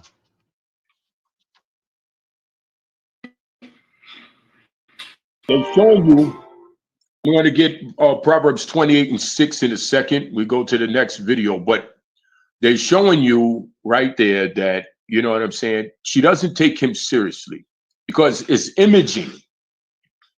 You have sisters that are, they look at the imaging that's in front of them and they will respond to that. They're not going to take time to see if it's actually real or not. So she's looking at him as if he's some kind of problem. She walks off and says that, I thought you was my friend. I thought you was his friend. So she walks off believing that he's the one, that something is wrong with him. Let me get Proverbs 28:6, which is going to back up Proverbs 19:1. And it says right here, Proverbs 28:6. Better is the poor that walketh in his uprightness than he that is perverse in his ways, though he be rich. All right. The guy is supposed to be running for president is perverse. Okay. The thing that came out about him a couple of weeks ago with the whoever that was, and they convicted him on that. And then, so you have rich people that have money that have perversion in their mind. They do perverse things. Okay. But the part of this right here in verse 6, better is the poor that walketh in his uprightness. That part right there. Okay, that goes back to the beginning of that Proverbs 19:1. But that type of man like that, there be some sisters that do not want that type of man because that is considered to be weak. It's the imaging, but when we go back to the video, he's the one that's actually going to save her from being attacked. But that type of imaging of Dwayne Wayne, some sisters will not accept that. He's looked at as being weak, or he doesn't have anything. He doesn't have any potential. He looks like he's soft, like they don't. But that's just they looking at a certain image, but he established himself later on, and and became successful. You know what I'm saying? So that right there, you know, you sisters that got that mindset like that, you're gonna have to work on that, because majority of that imaging that you're seeing is a falsehood, and you will be destroyed behind that. All right, so let me get another scripture in Proverbs 28. Let's go to Proverbs 28 and 18. Whosoever walketh uprightly shall be saved, but he that is perverse in his ways shall fall at once. So that perverseness, he's going to fall. It's going to come right down on him. Fall that would result in death. Okay, that fall, that perverse person, it will result in death. The people will put him to death. There's been situations that, you know, a woman has been attacked and she's got family members, and then they go and look for the person that did it and put the person down, put the man down. That'll come upon them quick. That judgment will be right there. They did something, and then somebody rolls up and says, yo, you did this to my sister, you did this to my mother, you did this to something. And then, you know, the burner, the gat is pulled out. And then that's it. These people, these wicked brothers that do these things, they're gonna meet their demise. And a lot of times it comes all that, like, it just hits them. That's it. Judgment right there. Then there's times that they get arrested, they go to jail, and then they dealt with in the jail. Okay, where you have inmates in there that violate them and then hang them, or that, you know, or kill them. All right. And I said this before, when you see these situations, you know, like that, you know what I'm saying? That thing happens where these things are going on. You see situations that happen in the jail, you know, that you're on the news and stuff like that. The person got killed, and they come to find out that he was a child molester, or you know, or he was someone that, you know, attacked women or something. You're going to see that judgment somehow, some way, where you hear about it. Okay, and with these videos and stuff, the people recording things, they'll record something right out in the street, and that predator is getting dealt with. Some of these situations where you see how people getting shot down by the wicked police, some of them may have been predators. Yahweh sees what's going on. Okay, some of them may have been predators. All right, so that fall is going to happen. It's going to come like that. Somebody rolls up, yo, you did that to my sister, and then that's it. Take them out right there. Take them out. You did that to my wife. You did that to my mother-in-law. That's it. It's a wrap. That's this here, what I'm reading. Comes all at once, just like that. Then there's situations where they get into the jail, and then that's it. Everyone in the jail is after them. The murderer, the thief, the drug dealer, all of them. Okay, you got crews going against one another. You got the Muslims in the jail going against the white supremacists. You got the Mexican gangs going against the Muslims. You've got the Chinese in there. They're all in cliques fighting against each other, but all of them will attack that predator. They will all attack that predator. Every last thing, they fighting against each other, all that, but they will all go after that predator. Okay. The situation that I was speaking about earlier, when I was younger, you know what I'm saying, I got involved in a situation where I got in trouble when I was younger. And I was in the system for a second. I was about, because I said I was going to speak about this. I was about 17. I didn't turn 18 yet. I didn't turn 18 until that following August. So I was about 17. I was in the 5% nation. I'm going to tell you this. And, they have a dormitory thing on Rikers Island. All right. I'm talking about 1983, January of 1983. So they would have what they call a house gang in there, right? So at that time, they had like, you had like the cells there, you know, and then like you come out of the cells, and then they had like a day room thing with the television up there.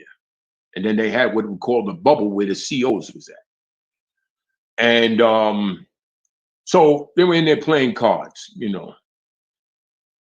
And they had a new person coming in. It was I can't even call the guy brother. I'm not going to say that. But it was a black man. I'll just say that. He came in there and he sat down at one of the tables and was playing cards. The correction officers went and told the inmates what he was in there for. The inmates came around him, and one of the leaders of what they call the house gang in there said, yo, what you in here for? And the guy said that he was in there for a robbery because at that time it was something that was on the news that a check cashier place was robbed. And they said, oh yeah, that was you? He said, yeah, that was me, and me and my boys. Oh yeah, really?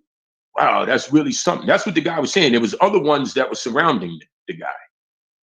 And so the guy, the leader of the house gang, he says, oh yeah, that's really something, man. But that's not what we heard. The police told us that you were in here because you molested a child. And they grabbed the dude, pulled him over to where they say play the wall at, where you would have to fight at, and brought him over there. And they beat this dude really bad. They held him up by his arms, like they were holding him up like his body straight like that. They held him up like that, away from where the COs could see.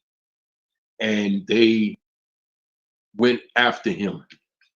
And they took their, kicking him in his side and broke the guy's ribs and all of that type of stuff like that. Beat him really bad, picked him up, and then they threw him back in the cell and closed the cell. All right, this was many, many years ago.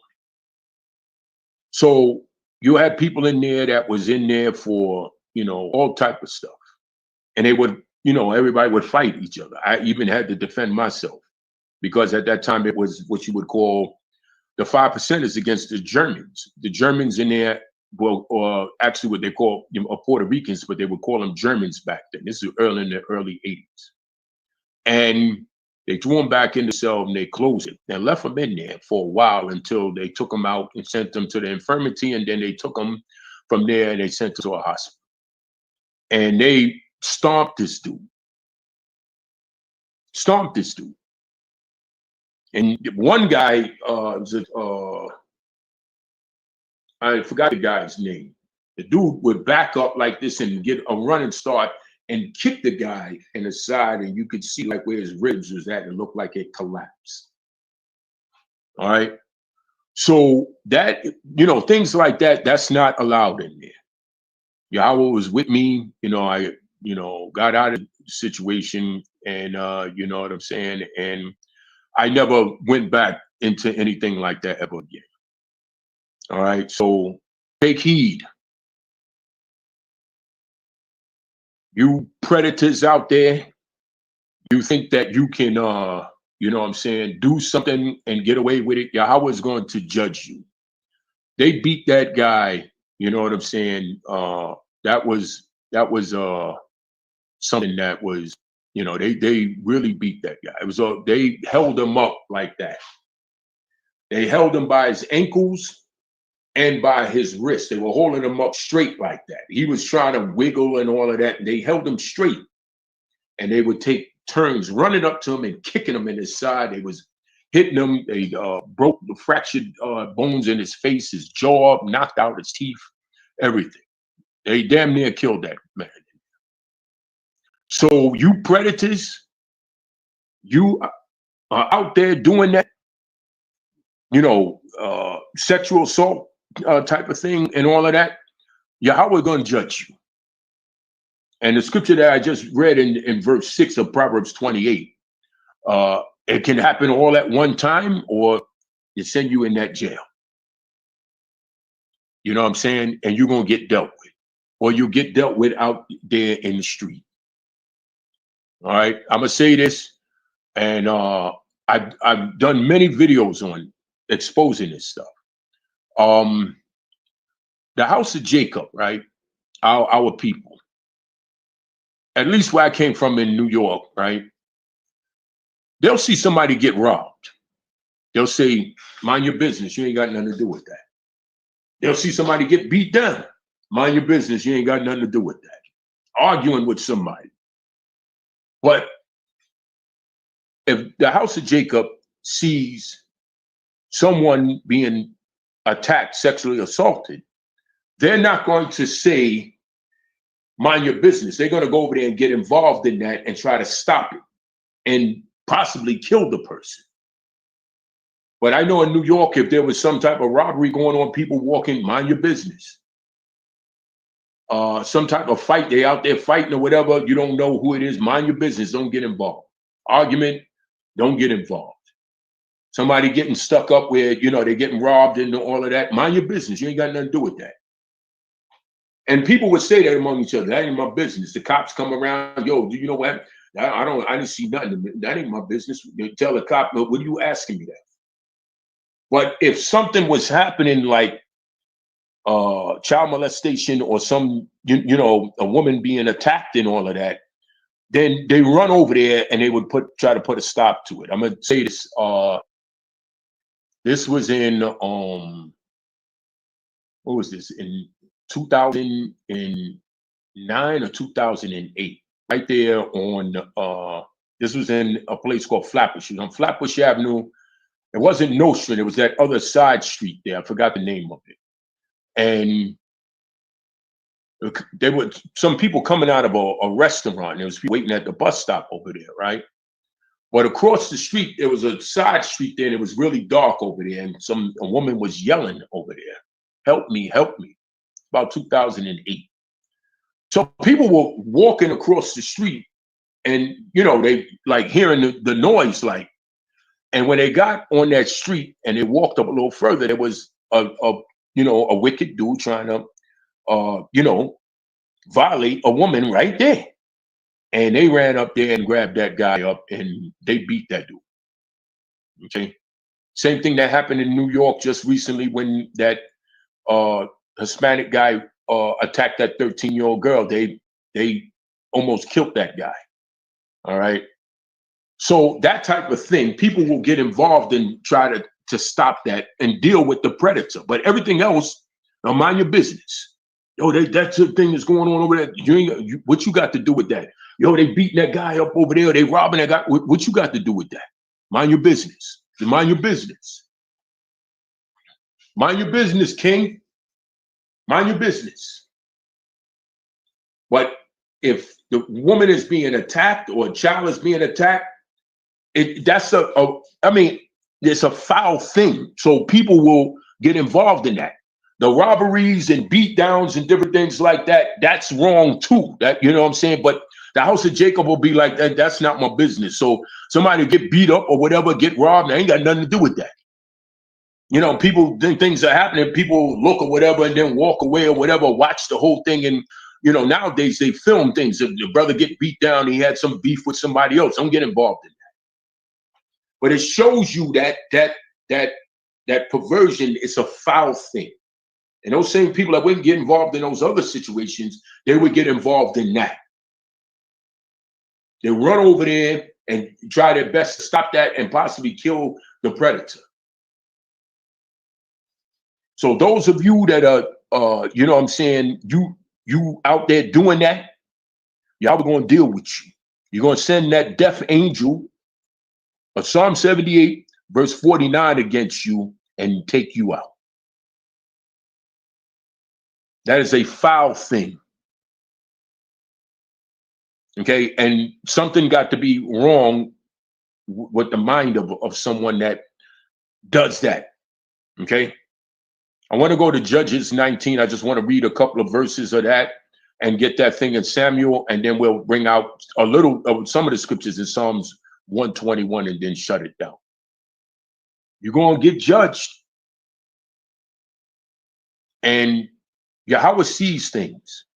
So when something happens with our people and the garrisons or the occupied forces show up, you know what I'm saying? Because that's the sword of Yahweh. And someone is being judged, you don't know what that person did. It may look like they're getting judged and the person may be innocent, and then they come to find out that, that brother, he turned out to be wicked, and he did something to a woman a year, 2 years ago, and then Yahweh uses the sword, which is the wicked police roll up and they take him out. But in their mind, they may not know that he did that. They just see he's a black man, but they have hatred. But they're being used to take that wicked brother out over something like that. That's not going to be going on in the nation when we return. That's not going to be happening. But it says in Zechariah chapter 8 and verse 4, right around in there, that, you know what I'm saying, that boys and girls shall be playing in the streets, and and the people will be out in the streets of Jerusalem. Brothers holding their staff of every age, the elderly and different things are going to be out there. All right. So, that type of thing, he's gonna use these wicked, oppressors to come down on these wicked, perverted brothers and take them out, to cleanse the nation. To cleanse the nation, including someone that is like in that picture there. But that was many years ago, in 1983. Okay. And I was in that dormitory there, sitting there looking, and they grabbed that guy and pulled him back there. And they used to, when you had to fight in there, they say play the wall so the COs would not see you. So you would have to fight for your for the sneakers you were wearing, or you know what I'm saying, because that was in what they call C-74. C-76 is when at that time they said if you was convicted on something and you did a bullet, meaning 8 months. That's what they used to call it. Anything other than that, they send you upstate, usually to Elmira. Then from Elmira, you were going to Greenhaven. What is this thing? Clinton, that Tupac talk about, you know what I'm saying? Elmira was, you would stop there. And after that, you know what I'm saying, you go further up north, almost towards Canada. Greenhaven, those are maximum security prisons. And those of you that are out there doing that predator thing, you go into those places, they're going to take you out. If you go into protective custody, those that are in protective custody, where they're at in protective custody, that can't defend themselves against other inmates, they will gather themselves together and attack the predator in protective custody. And they can't defend themselves in the main, what they used to call the main houses back then. 5 main, 4 main, 3 main. All right. Okay. If you couldn't defend yourself, they put you in what they call PC. They put a predator in the PC. The other ones that's in PC, they used to call it Punk City. And what happened, you know what I'm saying? They can't defend themselves against other people. But they would all get together and attack the predator in the protective custody. I don't know how it is now. Okay. But Yahweh got me through that. And I, you know what I'm saying? I never, did anything. You know what I'm saying? And, so I was in a 5% nation, and I went against the commandment, thou shalt not steal. I was 17 years old. I'm not going to be someone that's going to be online being phony. Okay?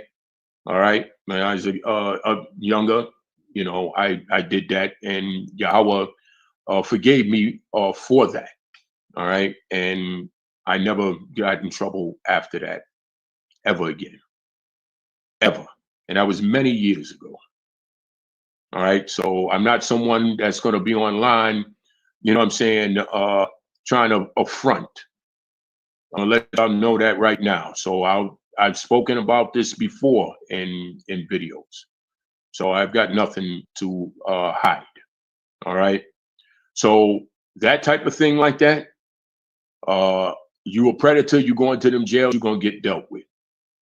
The life is in there will, will sexually, attack someone like that. And they don't even have to be lifers. You could have someone that's not doing life. All right. So,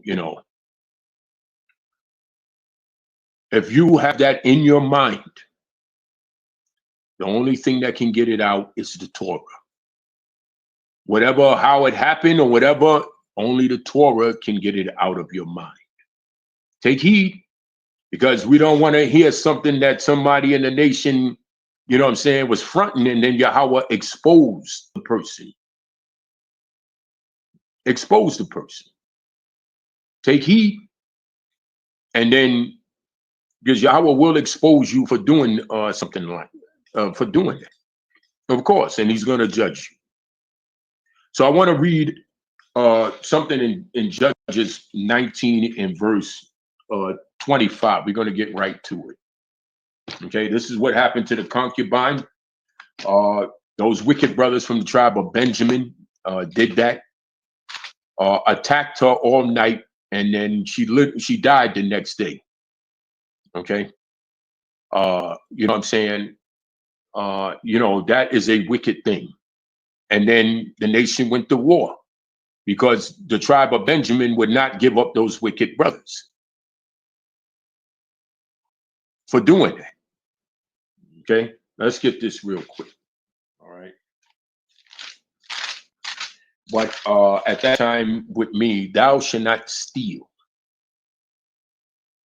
You know what I'm saying? So, that was very long time ago. And I never, got in trouble after that.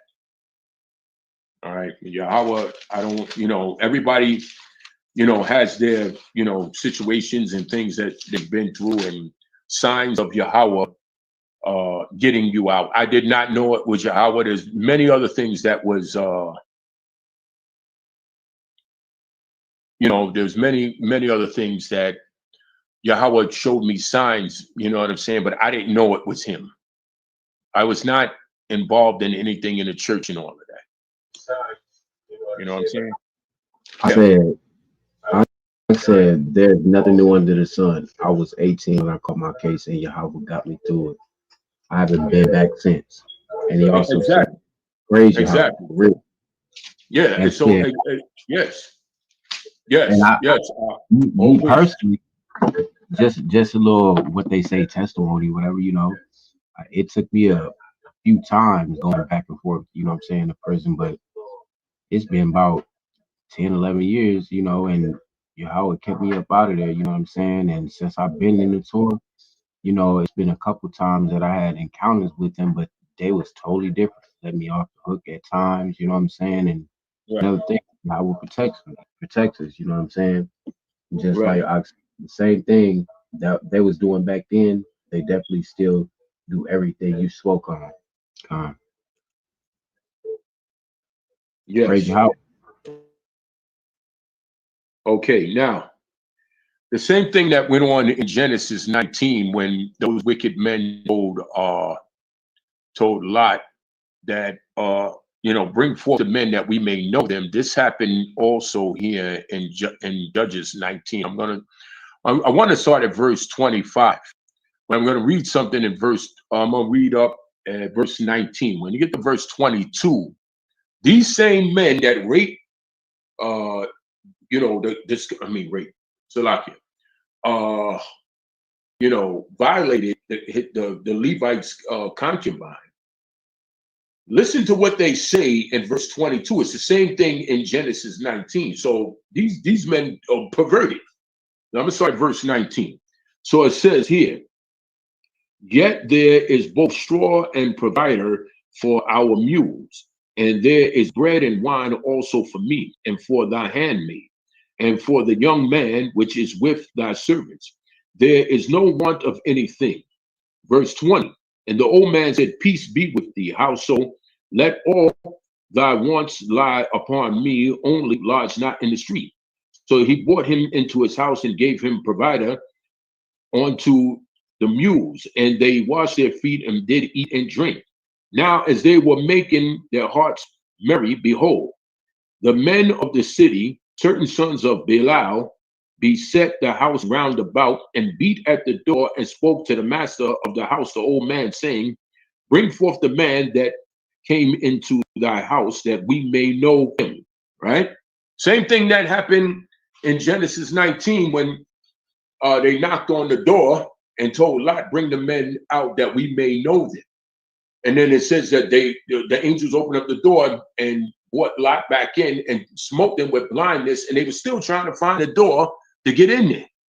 To show you the perverseness of their mind. They were still trying to find the door. So these wicked men came to the door. The elder, which is an old man, opens up the door and he says, bring the man out so we may know him. Let's read on. He said and the scriptures is telling you something here.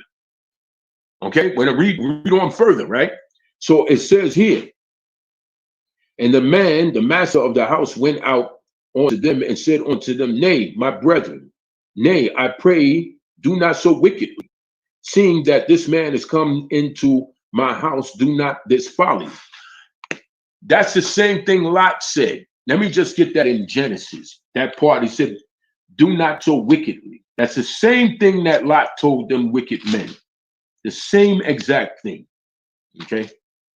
All right. So in the scriptures is going to show you something when I get down to verse 25. Okay? So let's go here to Genesis 19. I just want to get that same part right there. All right? That same part. Genesis 19, and I just want to get that part right there. Let me see. All right. Verse 10. Wait, hold on. Let's go here. Let's see. Let's start at verse 6. And Lot went out the door unto them and shut the door after him. And he said, I pray you, no, it's verse 5. And it says, and they said unto Lot, and they called unto Lot and said unto him, where are the men which came into thee this night? Bring them out unto us that we may know them. Genesis 19 and 5. And here in Genesis and Judges 19 and 20, what was that, 22? Bring forth the man that came into the house that we may know him. Now watch this and show you how that wicked, this is wicked. And the man, the master of the house, went out unto them and said unto them, nay, my brethren, nay, I pray you, do not so wickedly, seeing that this man is come into my house, do not this folly. Behold, here is my daughter, a maiden, and his concubine, them will I bring out now, and humble ye them, and do with them that seemeth good unto you. But unto this man do not so vile a thing. But the men would not hearken to him. So the man took his concubine and brought her forth unto them, and they knew her and abused her all the night until the morning. And when the day began to spring, they let her go. Now, these men, they wanted, in their perverted mind, they wanted the brother that was in the house with the old man, the Levite. But they took the concubine and abused her. So this is what they call the bisexual thing, because they wanted to violate that man, just like the wicked men of Sodom and Gomorrah that wanted to go after the men, which was actually angels. But they went and took the concubine and abused her all night. So they wanted men and women perverted, and then they violated her, abused her all night. Abuse. So the scriptures are showing you that type of mentality, that abuse type thing like that there's that perversion is there, that mindset also has that, that abomination, what I'm saying, to be with a man. That's what they're showing you right here in this Judges here. because they wanted, they came up there knocking on the door just like the men of Sodom and Gomorrah, the wicked. But then they took the concubine and abused her. So they wanted both man and woman. They call that, what is it, bisexual? And that's something that is in our nation. People in our nation that's coming into the Torah have that mindset like that.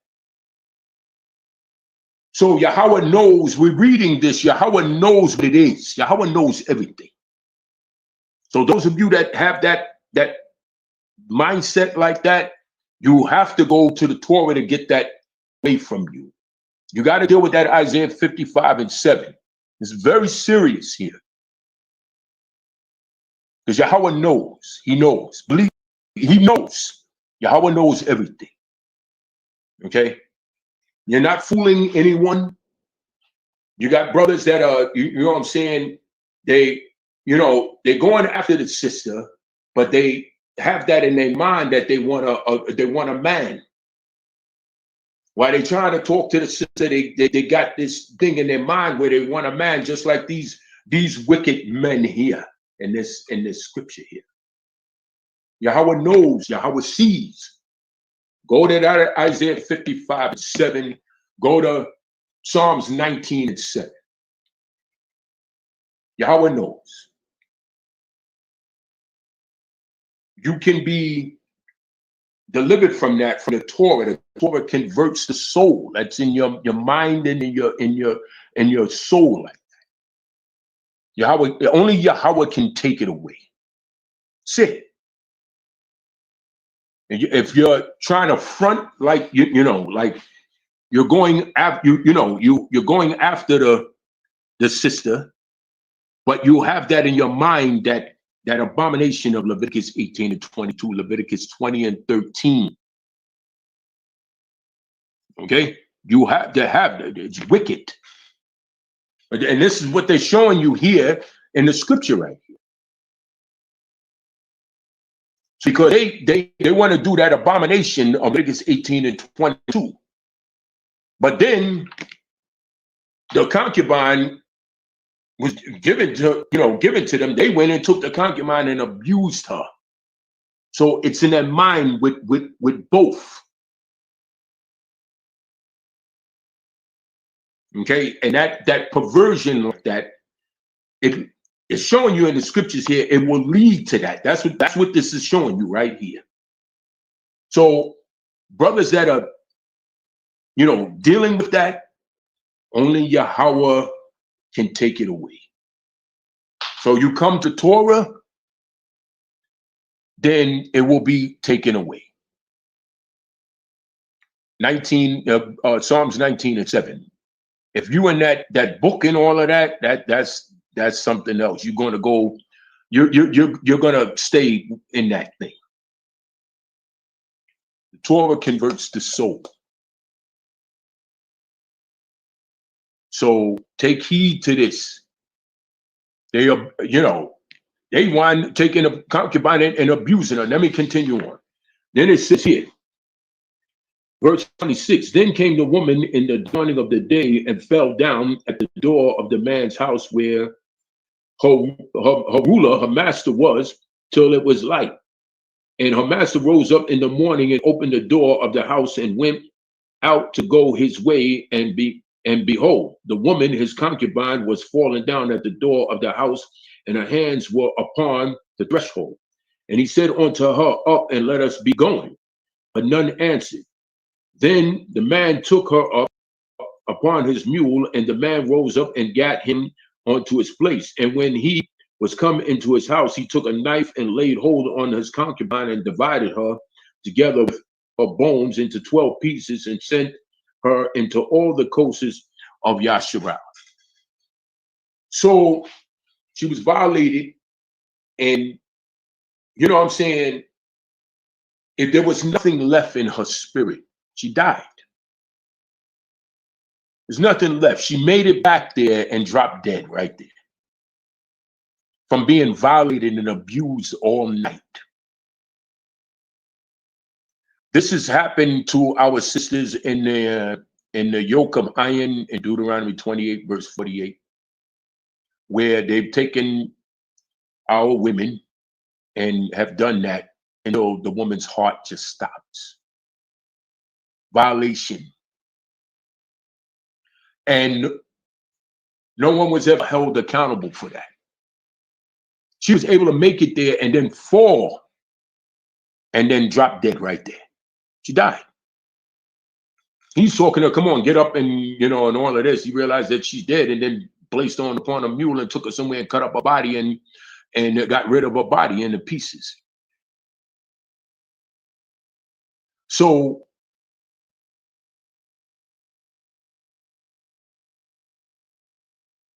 you brothers remember, what I'm saying, in your mind, and think when you look at the sisters, you know that sisters are having problems mentally. But remember from generations before, okay, how they were raped until death. In Deuteronomy 28, verse 48. Raped until death, till their heart stopped. Being abused all night. I'm not saying that you should cater to a wicked woman. This is something, the mentality of that type of thing has been going on from the time of Deuteronomy 28, verse 48, the yoke of iron. But just take a look and you see from all of that to this day, and you see the destruction of our sisters to this day. I'll say it again. There was mothers, sisters, daughters, and nieces were raped until their hearts stopped.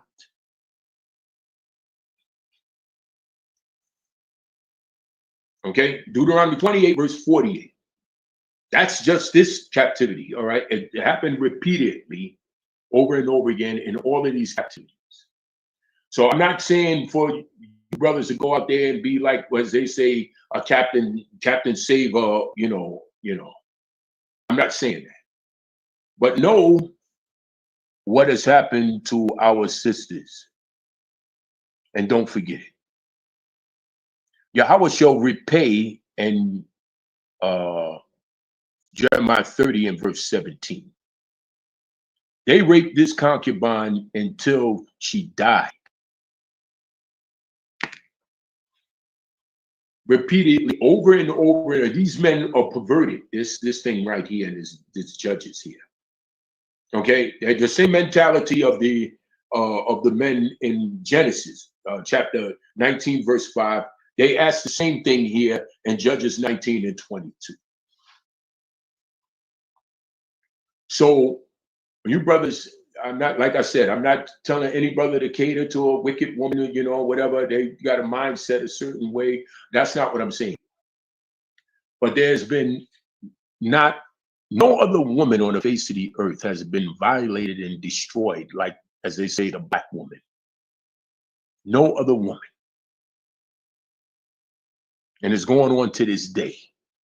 That's why she's seeking some type of identity from the oppressor, the woman of the oppressor, the Edomite woman. She's seeking identity. Everything was taken from her. Once she's violated like that, then her soul is damaged. And that's been going on from generation to generation. So they cannot teach their daughters properly. You know what I'm saying? Because it's generation after generation after generation after generation of that. So I'm not saying cater to a wicked woman, but understand the mindset that's been going on from generation to generation. All right. So, in Judges 20, what happened, I'm not going to read that. I just wanted to get to this right here, to read this thing about the violation. And these men, you know what I'm saying, they wanted the Levite to do the abomination. Leviticus 18:22, Leviticus 20 and 13. Their blood should be upon them. That's what the scriptures say, judgment. But when that didn't happen, they got the concubine and abused her all night.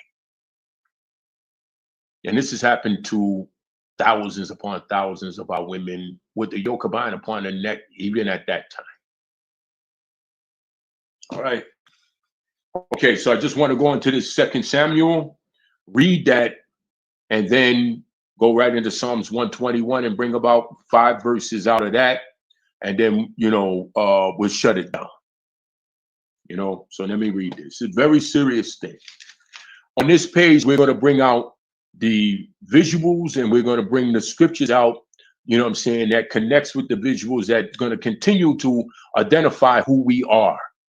So through these visuals and the scriptures connected to it, or the visuals connected to the scriptures, it is undeniable. We've already proven that we are the house of Yahshua. We're going to go into a deeper context of showing the things, the visuals of these things. And no one can say anything. Doesn't matter who it is, a Christian, whatever doctrine or whatever, is shut down. You take that somewhere else. Don't come on this page with that. Because you would have to explain these visuals that are connected to these scriptures. And it's Yahweh that has done this. All right, so let me get this in 2 Samuel.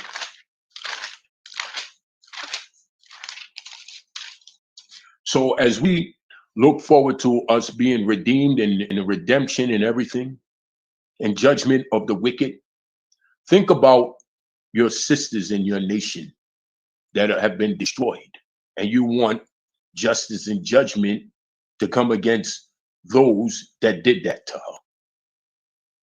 And something is missing, because years ago we used to want that. Now we treat the woman like an animal. Something happened. All right, so let's just get this right here. I'm gonna go into this right here. This is dealing with Tamar and Ammon. All right, okay. All right, so let's do this. Now, when you read this, the craftiness of how this was set up, okay, what Ammon did, that goes back to that craftiness of the guy from the video. If you can go back to that video, did I send you the video of Dwayne Wayne stopping that wicked dude from trying to attack the girl? If you can go to that, all right. Then I'm going to read this Samuel right here, and then I'm just going to read about 4 or 5 verses of Psalms 121, and then that'll be it. We'll shut it down. If you can just go to that with Dwayne when he shows up to stop that from happening. All right. Okay. Is that the end of the video? Yeah, that's the end. Okay, because all right. Okay, so that's the end of the video. There's someone on there, the person that recorded that was saying, I hear them, saying on it. But the thing is that right there, what is that? Amos chapter 3, verse 2. Okay. All right, great scripture. I'm gonna read that. Let me read that. Amos 3 and 2.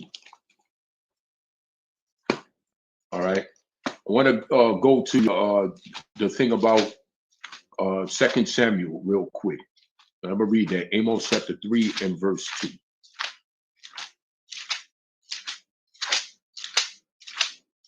So they trying to show you that you cannot go by, you sisters. You cannot just look at someone and just, remember what Yahweh said in 1 Samuel chapter 16, verse 7. Look not according to the appearance of someone, but look at the mind. 1 Samuel 16 and 7. So you sisters that have that problem with that imaging like that and go towards something like that, you have to remember 1 Samuel chapter 16, verse 7. All right. Let's get that real quick. Amos, all right, chapter 3 and verse 2. Brother, put down there. Verse 1. Hear this word that Yahweh have spoken against you, O children of Yasharel, against the whole family which I brought forth out of the land of Egypt, saying, You only have I known of all the families of the earth. Therefore will I punish you for all of your iniquities. Right. Exactly. Exactly. So to be brought into these situations, you know what I'm saying, and it's all evil and wickedness is part of the curses and the punishment, you know what I'm saying, of being in the evil, you know, system, you know, oppression. And through that, it's all matter of evil manifesting itself through that. Because if we're right with Yahweh, we would not even be nowhere around any of these people. They would be serving us, according to Deuteronomy chapter 28. But we're going to get right. The remnant is going to make it back, and then they are going to serve those that are going to be left over after the destruction of the nations that are going to submit.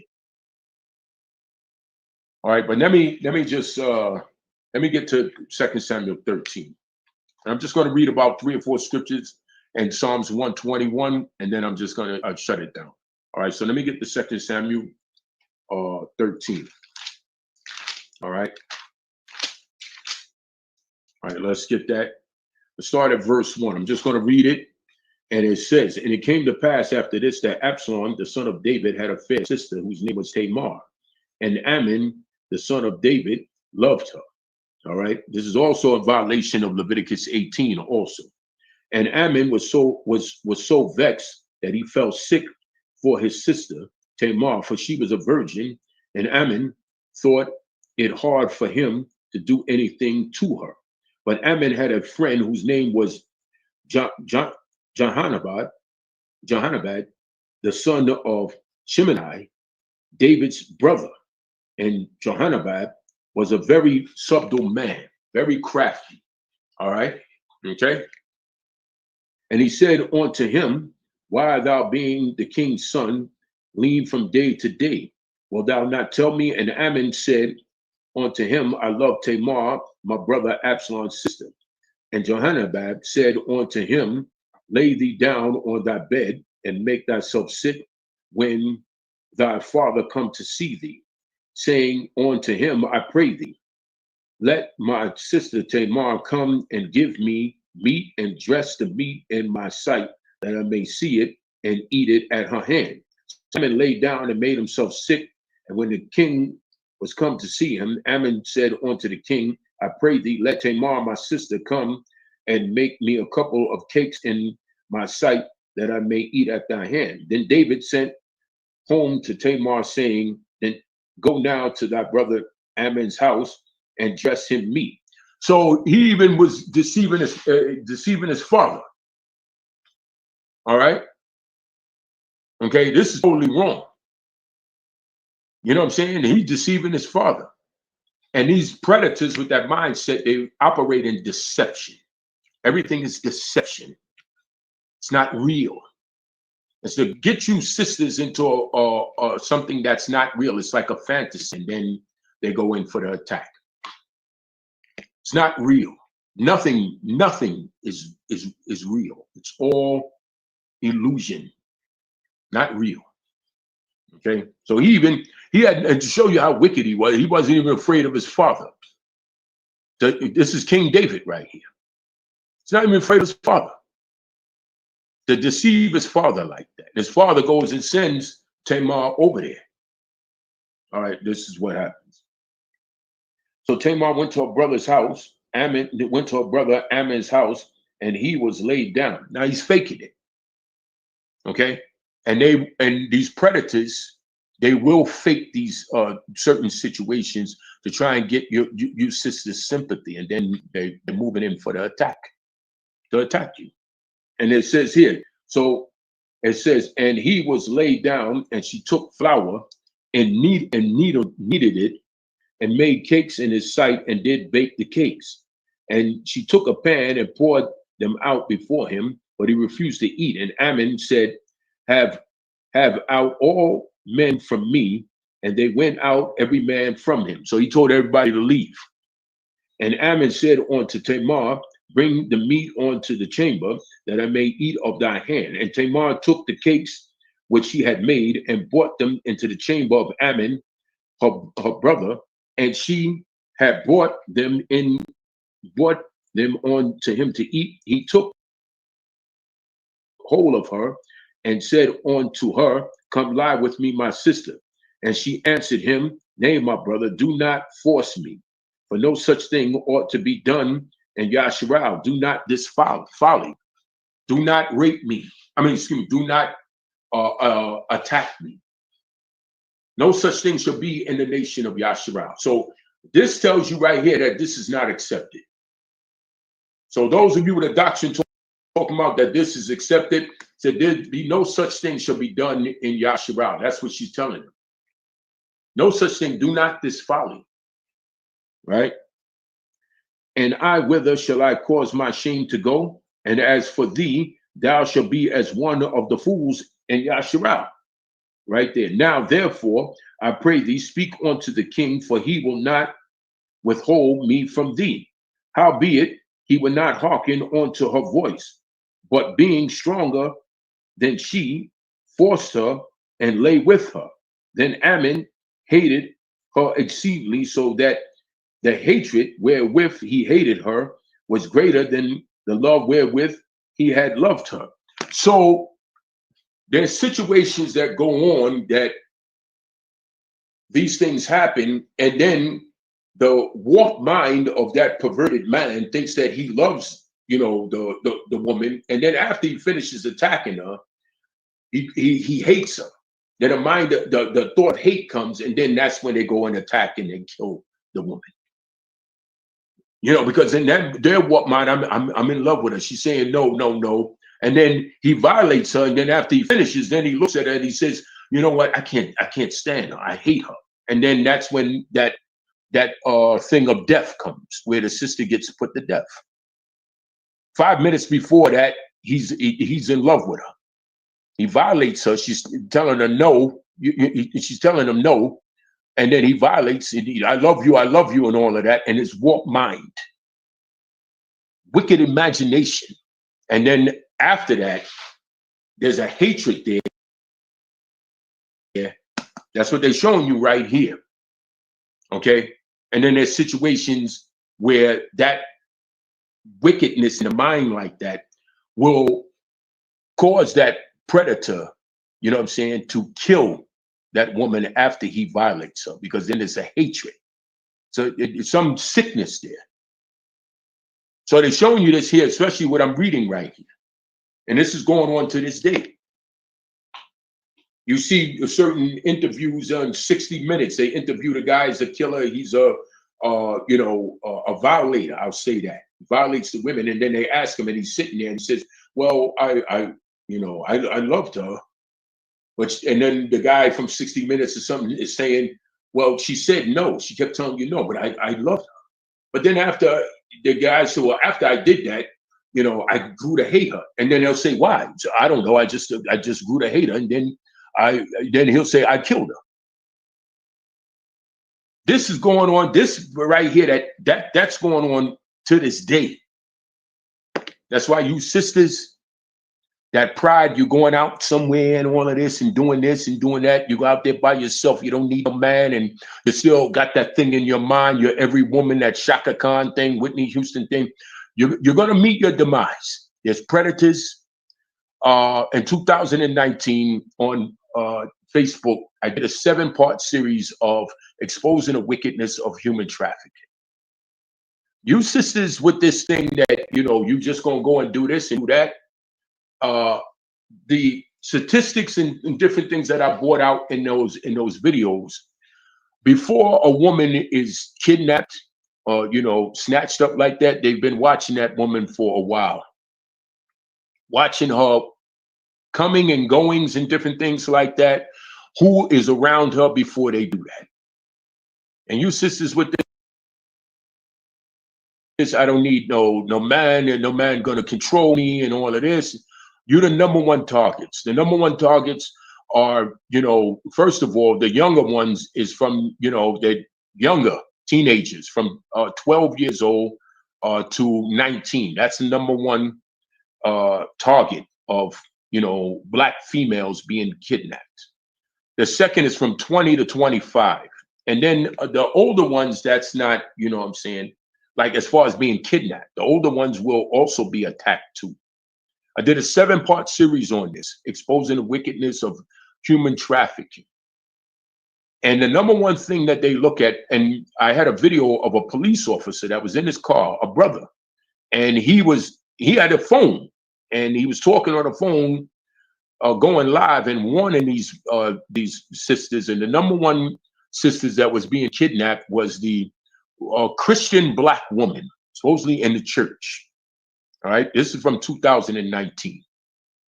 All right, but they usually, when that woman gets kidnapped from 20 to 25, and the younger ones, you know, that are teenagers, you know, from 12 to 19, they are watching them for a while before they do that.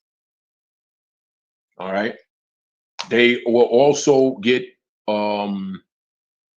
another woman that they will pay to come to you, and they know that you are into religion. They will have someone come to you and talk to you about, as they say, God and all of that. You know, Torah believers, you know, you sisters protected because, you know, first of all, they don't even have the mind to even speak about the Torah. So there's usually the JC thing. I did a 7-part series on this. I'm gonna get back to this in a second. But you know, so they will put what is an app into your phone, and you believe it's some religious thing, and then they're tracking. All right, this is going on all the time. You sisters in these parking lots, you going coming out of the say this, and there's some type of flyer that's on your window shield. You're not to touch that. You're to get into your car, lock the doors, and turn on the thing of the windshield wipers and wipe it off. Start the engine and drive off. You start the engine, lock the doors. Do not touch those things that are on the windshield, because usually it's something on there, and then they come and take you and put it in your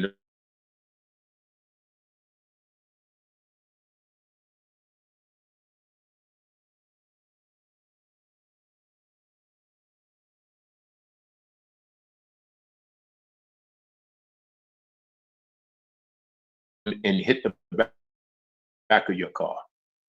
So obviously you look around and you just see that it's just that woman that did that. So the woman that got her car hit will get out and feel comfortable to at least talk with that other woman, but she's a part of a plan, and will discuss things with you, and then somebody shows up and snatch you, and then you're gone. I did a 7-part series of this, exposing the wickedness of human trafficking. So you sisters with all this pride and all of this, and what they do is that once they get you, they will continually violate you until you're broken. Usually with the drugs, and then they will continue to keep violating you until you're broken, and then you're sent somewhere, or they put you somewhere, you know. All right, this is very serious. And on this channel, information and videos are going to be brought out along with the scriptures. We're coming to the end of this, and we have to be in Isaiah 30, 27 and 17. Things will help us. You know what I'm saying? All right, so let me continue on. 7-part series, exposing the wickedness of human trafficking.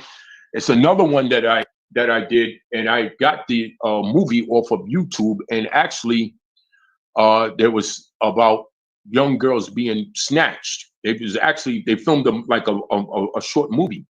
And the brother who stopped it at coming to the end, he was a homeless man by the name of Michael. So that's something exposing the wickedness of child trafficking. All right, this is a very serious thing. Only the Torah is going to protect you. You obey Yahweh, Yahweh is there to protect you. The Malaks will be there. It's very serious. The Malaks, okay? Or Yahweh will lead you away from danger. You will not be in those type of areas. Very serious times that we are living in. And the number one sisters is those that you don't need no man type thing. They look for that. I'm telling you, look, I'm trying to explain this. You sisters with that pride, you don't need no man, or the man is this and you the man is that. You're the number one target for human trafficking or sex trafficking. You sisters just like that. They will watch you for a long time. Watch your routine. You go into the mall, you go in here, they don't see any man around you, you talking all that nonsense, you online, and that you don't need no man. You are the #1 target. Talking about you waiting on Yah. You know what I'm saying? And Yah, as you know, Psalm 68:4, because a lot of our people say Yah, right? So Yah, you know what I'm saying? You know what I'm saying? There's a man of Yah. Well, it's Yahweh, but the man of Yah, but you don't want that man. But you say you waiting on Yah. And I'm gonna say it again. You sisters with that mentality, you're the #1 targets for human trafficking. It can be proven through information that you're the #1 targets. They look for sisters like you. You curse the man out and all of this, and you don't want to be bothered with no man, and you're the #1 target. And you have no idea what they're doing, but you're in your pride. All right? All right, so let's continue on. All right, let me finish this up. You're in your pride, though. No one can tell you anything. All right, so let's finish this up. And let's see. Then he said, all right, verse 15. Then Ammon hated her exceedingly, so that the hatred wherewith he hated her was greater than the love wherewith he had loved her. And Ammon said unto her, Rise, be gone. And she said unto him, There is no cause. This evil in sending me away is greater than the other that thou didst unto me. But he would not hearken unto her. Then he called his servant that ministered unto him and said, Put now this woman out from me, and bolt the door after her. That's another thing too. These predators, they violate, and then they'll, they already, they violate the woman, and that hatred that they develop, they'll toss the woman right out the room. They're violated, and she's in, hysterical, whatever, and they take and throw her right out the place and close the door. Get out of here, you hoe. But they violated. She didn't willingly give it to him. Get out of here, you hoe. See, automatically the spin is there. The spin. Okay, that's what the guy was doing in the video. The spin is there. Get out of here, you hoe. Get out of here, you hoe. I'll tell everyone that you're a hoe. That you're, I don't know if that's, if you can say that online. All right, so let me continue on. And it says here, and she had a garment of divers colors upon her, for with such robes were the king's daughters that were virgins' apparel. Then his servants brought her out and bolted the door after her. And Tamar put ashes on her head and rent her garment of divers colors that was on her, and laid her hand on her head, and went out crying. And Absalom, her brother, said unto her, Have Ammon thy brother been with thee? But hold now thy peace, my sister. If he is thy brother, regard not this thing. So Tamar remained desolate in her brother Absalom's house.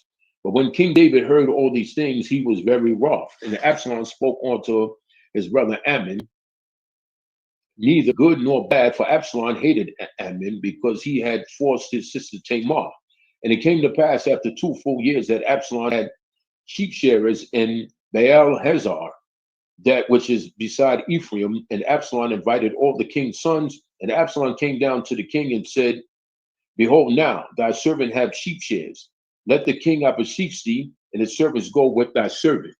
And the king said to Absalom, Nay, my son, let us not all go now, lest we be chargeable unto thee. And he pressed him, howbeit he would not go, but blessed him. Then said Absalom, If not, I pray thee, let my brother Ammon go with us. And the king said unto him, Why should he go with thee? But Absalom pressed him, that he would let Ammon and all the king's sons go with him.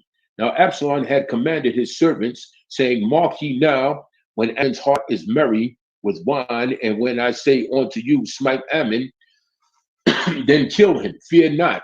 Have not I commanded you, be courageous and be valiant? And the servants of Ammon, and the servants of Absalom did unto Ammon as Absalom had commanded. Then all the king's sons arose, and every man got up upon his mule and fled. All right, so he set him up to be killed. Remember, I read that scripture that judgment would come upon them suddenly. All right, I read that in Proverbs earlier. That's what happened right there. He didn't even know that was going to happen. It was a scripture I read earlier that judgment would come upon him. All right, so that's going to be it with that.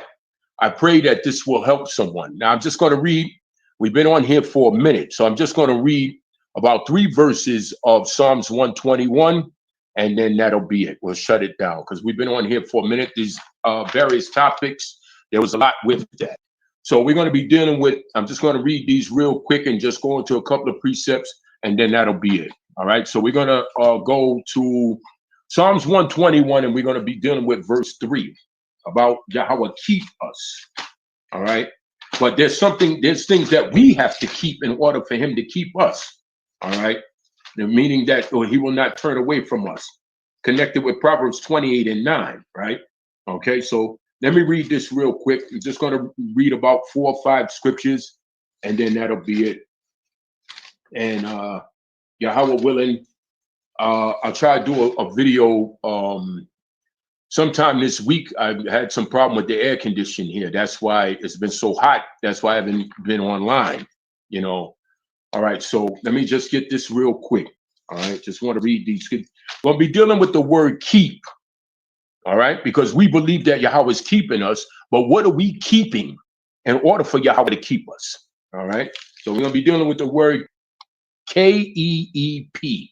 All right, because we like to claim this, but what are we keeping in order for Yahweh to keep us? All right, so let's get this. So the main thing in these scriptures are going to be about the word keep, KEEP. All right, I'm going to read about maybe 4, and then that's it, and that'll be it. All right, I pray that this video will help someone or help some people. You know what I'm saying? All right, Psalms 121, and we were at verse 3, where it says, he will not suffer thy foot to be moved. We finished with that right there. He that keepeth thee will not slumber. He that keepeth thee. So what must we do in order for, for Yahweh to keep us? Because if we don't keep certain things, like the commandment, he will not keep us. Obviously, our forefathers didn't keep the commandment, so he did not keep them. He cast them off, right? Okay, so let's deal with this. I'm going to read a couple of scriptures, about 4 or 5 scriptures in that.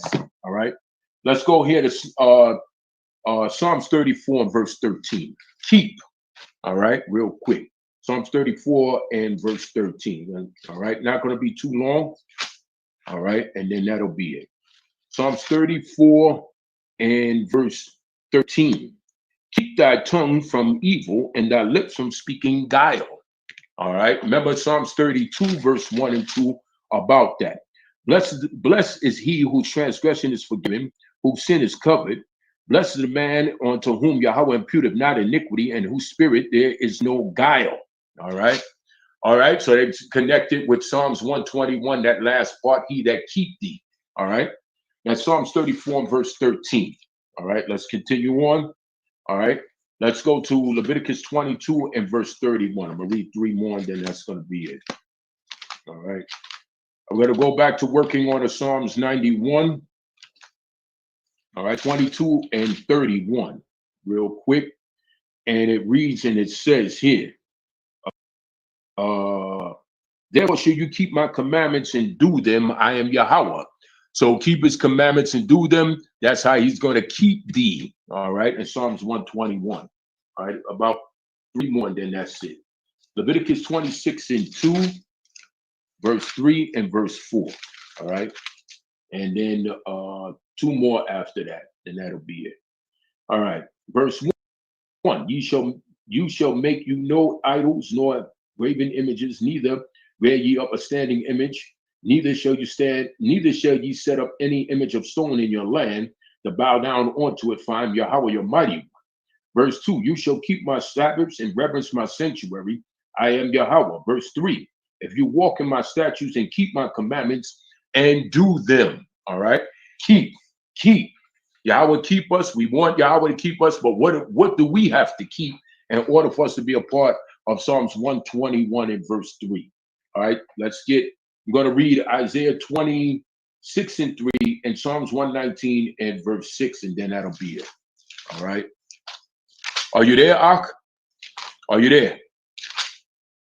Hello? Shalom, are you there?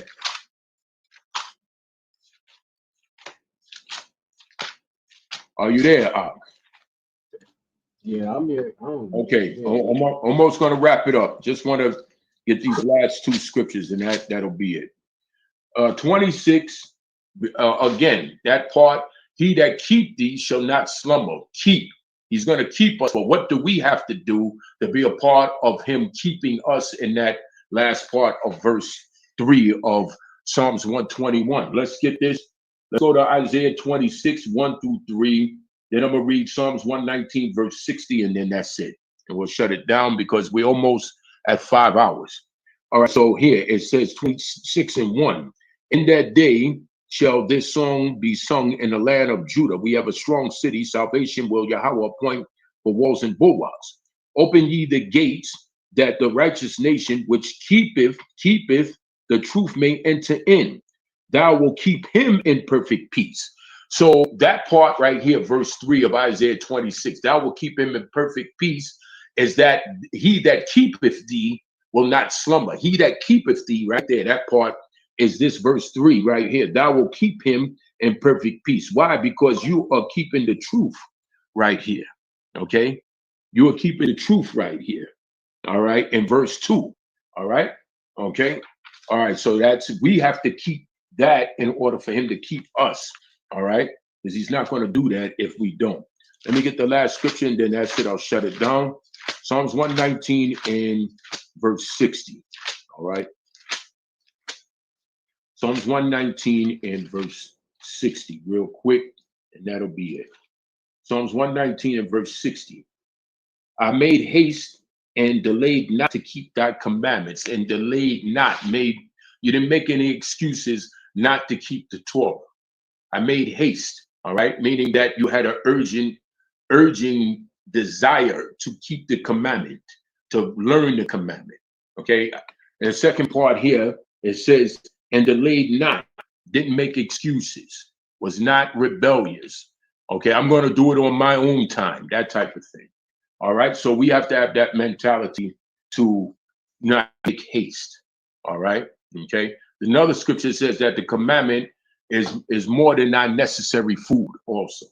All right, okay, so I'm going to shut this down. You Deuteronomy 76 forever. No one can stop this. No one can stop this awakening. It's just a matter of who's going to be a part of the remnant of Isaiah chapter 10, verse 22. What is it? Zephaniah 3 and 13. All right. Who's going to be a part of that? All right. There will be, the remnant is going to return. The remnant shall get through everything. All right. And be brought back into the land. The remnant will have the law put in the inward part in Jeremiah 31, verse 33. All right. You Deuteronomy 76 ever. First Chronicles chapter 17 from verse 20 to 22. Verse 20 says, he is one from all that we have heard. Where did we hear that from? Deuteronomy 6 and verse 4, Deuteronomy 4 and verse 35.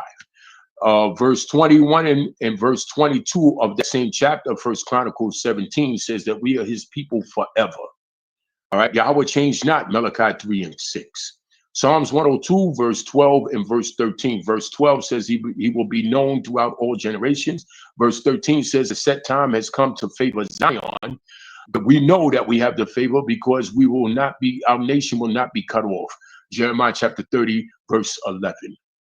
Numbers chapter 6 from verse 22 to 26 tells you, you know what I'm saying, that Yahweh will bless us and place his name upon us, meaning that we are his people. He is our mighty one. You can read about that in Zechariah 8, verse 8. Do not break the hedge of protection that is around you, which is in Ecclesiastes 10 and 8, lest a serpent bite thee. I pray that you are covered underneath Psalms 91 and protected from any pestilence, any sickness, any form of wickedness, any type of plotting. You're protected underneath Psalms 91, Psalms 121. All right. Yahweh will be with you at all times. All right. For the feeble-minded, don't give up. Zechariah 12 and 8. All right. We give all praise and honor to the Almighty Yahweh God in Isaiah 26 and verse 4, Exodus 6 and 3, Psalms 83 verse 18, and Isaiah chapter 12 and verse 2. All right. Then the imposters have been exposed. Proverbs chapter 12 verse 19. Don't give up. All right. Yahweh's doing great things for his people. He's showing his signs and he's declaring his strength among the people in Psalm 77 and verse 14. All right. So I'm gonna shut this down. Shalom. All right. And remember, you know what I'm saying? Proverbs 27 verse 17. Toss that idol away. Come out of that JC thing. That's a philosophy that's been passed on from nation to nation, going back to ancient Babylon. All right. And Yahweh is one. All right. And there's no one else beside him. He know of not any. All right. And Yahweh is going to deliver his people. Isaiah 55 and verse 11. All right. Shalom, Yah. Yeah. Shalom. Another powerful lesson by the elder. I hope y'all got something up out of this. You know what I'm saying? Sisters, mothers, aunties, grandmothers. It shouldn't be nothing else. Teach your children, teach your daughters these things. You know what I'm saying? Make sure that you have an understanding that just because a man is of your nation, that doesn't passes him of a standard of being with you. You know what I mean? Same thing for the men too. You know what I'm saying? I hope that somebody got something out of this. You know, until next time, you know what I'm saying? Make sure you get your how everything. Shalom.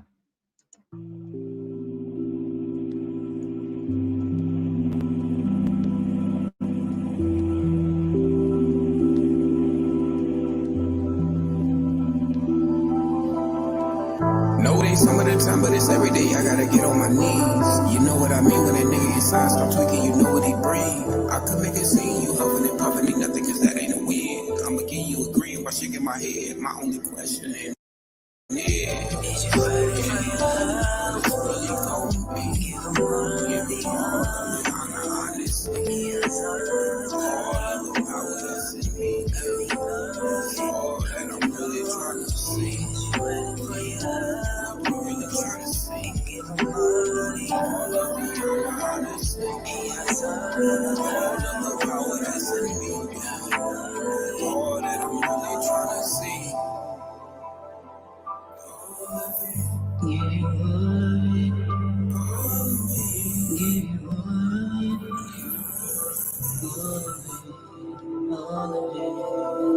family, let me speak. I should be moving peace. What I need is the pain in me. You say you enjoy love, tell the push you sleep. Got me thinking, sister, please, how could it be? Did you really for your house? Give me more love, you I need honestly. Yeah, don't look about what is in me. I mean, all of it, you all should have seen. Is you riding for your house? Is you riding trying to see? Honestly, yeah, don't look about what is in me. I mean, all of it, you all